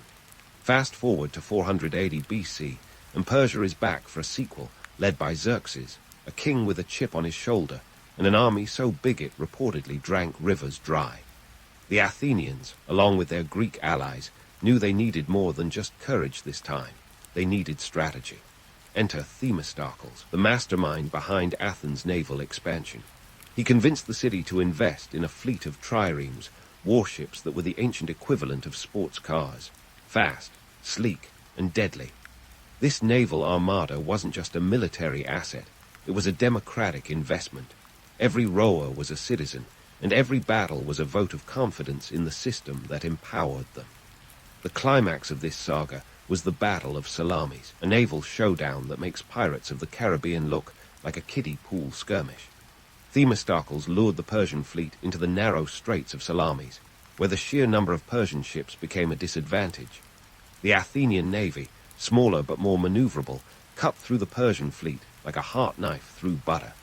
It was a decisive victory that sent Xerxes packing and left Athens not just a city of citizens, but a city of heroes. The aftermath of these wars cemented democracy in Athens, proving that when the chips were down, the collective will of the people could triumph over tyranny. But wait, there's more. Fresh off their victory high, Athens did what any city basking in newfound glory might do. They started an empire. Enter the Delian League, the ancient world's answer to NATO, but with a bit more drama and a lot more triremes. Formed in 478 BC, it was a coalition of Greek city-states, ostensibly to protect against any future Persian aggression. But let's be real, Athens saw an opportunity to lead, and by lead, I mean dominate. The League's treasury was initially located on the island of Delos, hence the name, but like a roommate who takes over the living room, Athens eventually moved the funds to their own Acropolis. You can imagine how well that went over with the other city-states. This wasn't just about military might, it was about money, honey. The League required contributions from its members, either in the form of ships or cold, hard cash. Athens, clever as ever, preferred the latter. Why? Because money meant influence, and influence meant control. By amassing wealth from its allies, Athens could not only build its own fleet, but also fund public works and democracy itself. The Parthenon, that iconic symbol of ancient Greece, was built partly with funds from the Delian League. Talk about a monument to imperial ambition. Yet, the Delian League was a double-edged sword. On one hand, it safeguarded Greek freedom. On the other, it made Athens the imperial overlord it once loathed. Member city-states who tried to leave the League found themselves on the receiving end of an Athenian smackdown. It's as if the city forgot its hard-won lessons about tyranny and decided to write a new chapter in how to be a dictator. The irony would be delicious if it weren't so tragic. And let's not forget the economic explosion that accompanied this military and political expansion. Athens became a hub of trade and culture, a bustling metropolis where you could buy Egyptian grain, trade for Persian rugs, and catch a play by Sophocles all in one day. The city's economy boomed, driven by both imperial tribute and the spoils of war. This wealth wasn't just lining the pockets of the elite. It was fueling the democratic engine, funding public festivals, and paying citizens to participate in the political process. Democracy, it turns out, is an expensive enterprise. But here's the kicker. The very success that empowered Athens would also sow the seeds of its downfall. The city that stood as a beacon of democratic ideals began to resemble the empires it once resisted. Power, it seems, has a way of corrupting even the most noble of intentions. Athens' imperial ambitions would eventually lead to conflict with Sparta and its allies in the Peloponnesian War, a tale for another time.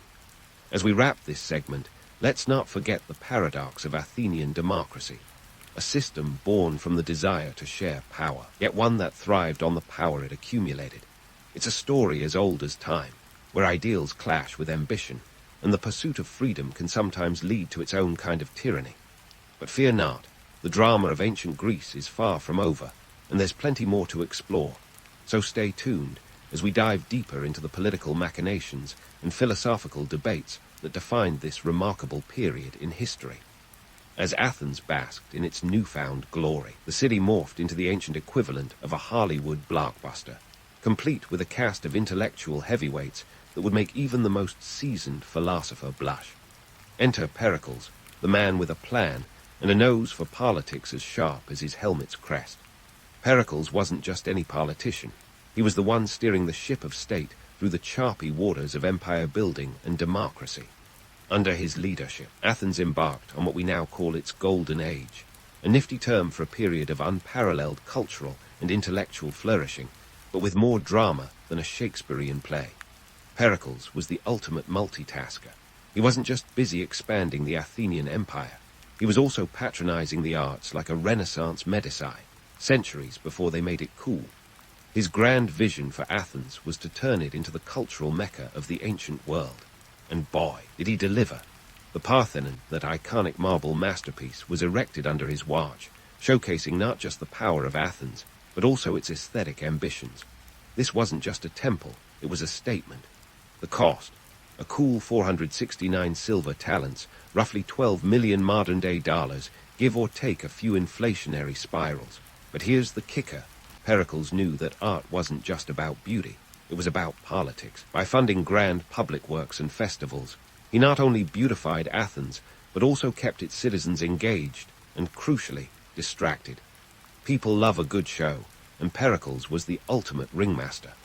These artistic ventures were the bread and circuses of the ancient world, keeping the populace entertained and moderately content. It's harder to start a revolt when you're busy critiquing Sophocles' latest tragedy or getting lost in the labyrinthine plots of Euripides' plays. The cultural renaissance wasn't confined to theaters and temples. Enter Socrates, the philosopher with a penchant for asking pesky questions and making everyone uncomfortable. If you think that one friend who's always asking existential questions is annoying, imagine a whole city full of them. Socrates wandered the streets, encouraging young Athenians to think critically and question everything, from the nature of justice to the very fabric of democracy itself. Socrates, with his scruffy beard and lack of formal education, was the ultimate gadfly, a term he lovingly embraced. But his philosophical probing wasn't just intellectual exercise. It was a direct challenge to the status quo. Was he a political dissenter, or just a guy with too much time on his hands? That's the million drachma question. He certainly wasn't winning any popularity contests among the elite, who saw his influence as a threat to their power. His student, Plato, took these ideas and ran with them straight into the world of ideal forms and allegories of caves. Plato wasn't exactly a fan of democracy. He saw it as mob rule dressed in noble clothing. In his ideal republic, philosopher kings ruled the roost, wise men who could see beyond the shadows on the wall. The irony here is thicker than a Greek yogurt. Here was a student of democracy questioning its very foundation, suggesting that maybe, just maybe, the people weren't always the best judges of what's good for them. Plato's skepticism wasn't entirely unfounded. Athenian democracy, for all its virtues, had its share of flaws. Women, slaves, and non-citizens were excluded from the political process, hardly the inclusive system we like to imagine. And then there was the whole ostracism business, which could exile a citizen without a trial. Public opinion was a powerful beast, but it could be a fickle one too, easily swayed by persuasive oratory and demagoguery. The cultural boom of Athens was both a blessing and a curse. It fostered a vibrant intellectual environment, but also sowed seeds of discontent. As wealth and power concentrated in the hands of a few, the gap between the haves and have-nots widened. The very democracy that enabled Athens to flourish was also fueling underlying tensions. For every dazzling play or philosophical dialogue, there was an undercurrent of social unrest waiting to boil over. This brings us back to Socrates, who in 399 BC found himself standing trial for corrupting the youth and impiety. The charges were as murky as a politician's promise, but the subtext was clear. Socrates was a scapegoat for a society grappling with its own contradictions. Was he a martyr for free thought, or just really bad at PR? Perhaps both. His trial was as much about the fragility of Athenian democracy as it was about his teachings. When the jury of 500 citizens condemned him to death, it wasn't just a verdict on Socrates. It was a damning commentary on the volatile nature of democratic justice. But let's not eulogize Socrates just yet. His death by hemlock was a tragic end, but it also immortalized him as a symbol of philosophical inquiry. Plato, with his dialogues, ensured that Socrates' legacy lived on, influencing generations of thinkers. The Athenians might have silenced the man, but his ideas continue to echo through the corridors of history, challenging us to think deeper and question more. As we tie up this segment, it's clear that Athenian democracy was a complex tapestry of ideals and imperfections, a system that gave birth to unparalleled cultural achievements even as it struggled with its own internal contradictions. It was a city where art and politics danced a delicate waltz, sometimes in harmony, often in discord. And as we look ahead, there's more to unravel about this ancient experiment in governance, more stories of triumph and tragedy waiting just beyond the horizon. So, stay tuned, because the tale of Athens is far from finished, and trust me, it's a saga worth every plot twist. Socrates' hemlock cocktail wasn't the only bitter pill Athens had to swallow. As the city grappled with its philosophical hangover, the Peloponnesian War was already brewing like a storm on the horizon. Now, if you thought Athens had a flair for drama, wait until you hear about this epic showdown. Think of it as ancient Greece's version of a heavyweight title fight. Only instead of boxing gloves, they had hoplites and triremes. This wasn't just any war. It was a clash of titans, a battle between Athens and Sparta with all the makings of a blockbuster. Intrigue, betrayal, and enough plot twists to make your head spin. The war kicked off in 431 BC and dragged on for nearly 3 decades, which in ancient warfare terms is practically an eternity. It all started with a classic case of sibling rivalry gone nuclear. Sparta, with its austere military culture, was the yin to Athens' flamboyant, democracy-loving yang. The two city-states were like oil and water, destined to clash, with the rest of Greece caught in the crossfire. Now, if you're expecting a tale of noble warriors and heroic deeds, prepare for a reality check. The Peloponnesian War was as much about broken treaties and political maneuvering as it was about battles. Athens, in all its hubris, thought it could play both the conqueror and the benevolent overlord. Spoiler alert, it couldn't. The Athenians overestimated their own invincibility, a classic blunder that history loves to repeat. The Spartans, on the other hand, were patient, disciplined, and perfectly content to play the long game. They didn't need flashy victories. They just needed Athens to trip over its own toga. The war saw its fair share of military blunders, but here's one for the ages. The Sicilian expedition of 415 BC. Athens, drunk on its own success, decided to invade Sicily, a campaign that was supposed to be their crowning glory, but turned into a logistical nightmare. Imagine sending 200 ships and over 10,000 troops across the Aegean, only to end up stranded and decimated. It was the ancient equivalent of a doomed road trip, minus the GPS and roadside snacks. The Sicilian expedition was less about strategic brilliance and more about Athenian arrogance, a costly lesson in biting off more than you can chew. As the war dragged on, Athens' democracy began to show cracks. Internal strife and political infighting became as common as olive oil in a Greek kitchen. The city was plagued by class tensions, with the poorer citizens bearing the brunt of the war, while the wealthy debated strategy from the comfort of their symposiums. Meanwhile, Sparta had a secret weapon, Persian gold. The Persians, ever the opportunists, saw a chance to weaken Athens by bankrolling the Spartan navy. Yes, the same Persians Athens had trounced in the Persian Wars were now helping their enemies. Talk about a plot twist. By 404 BC, Athens was battered, broke, and facing a siege that made their situation look bleaker than a Greek tragedy. The city's once proud navy was decimated. Their allies had deserted them, and their walls, those mighty long walls that connected Athens to its port at Piraeus, were about as useful as a chocolate teapot. When the city finally surrendered, it wasn't just the end of a war, it was the collapse of an empire.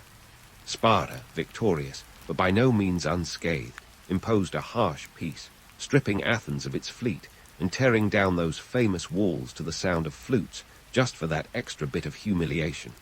So, did Sparta's victory spell the end of democracy? Not quite.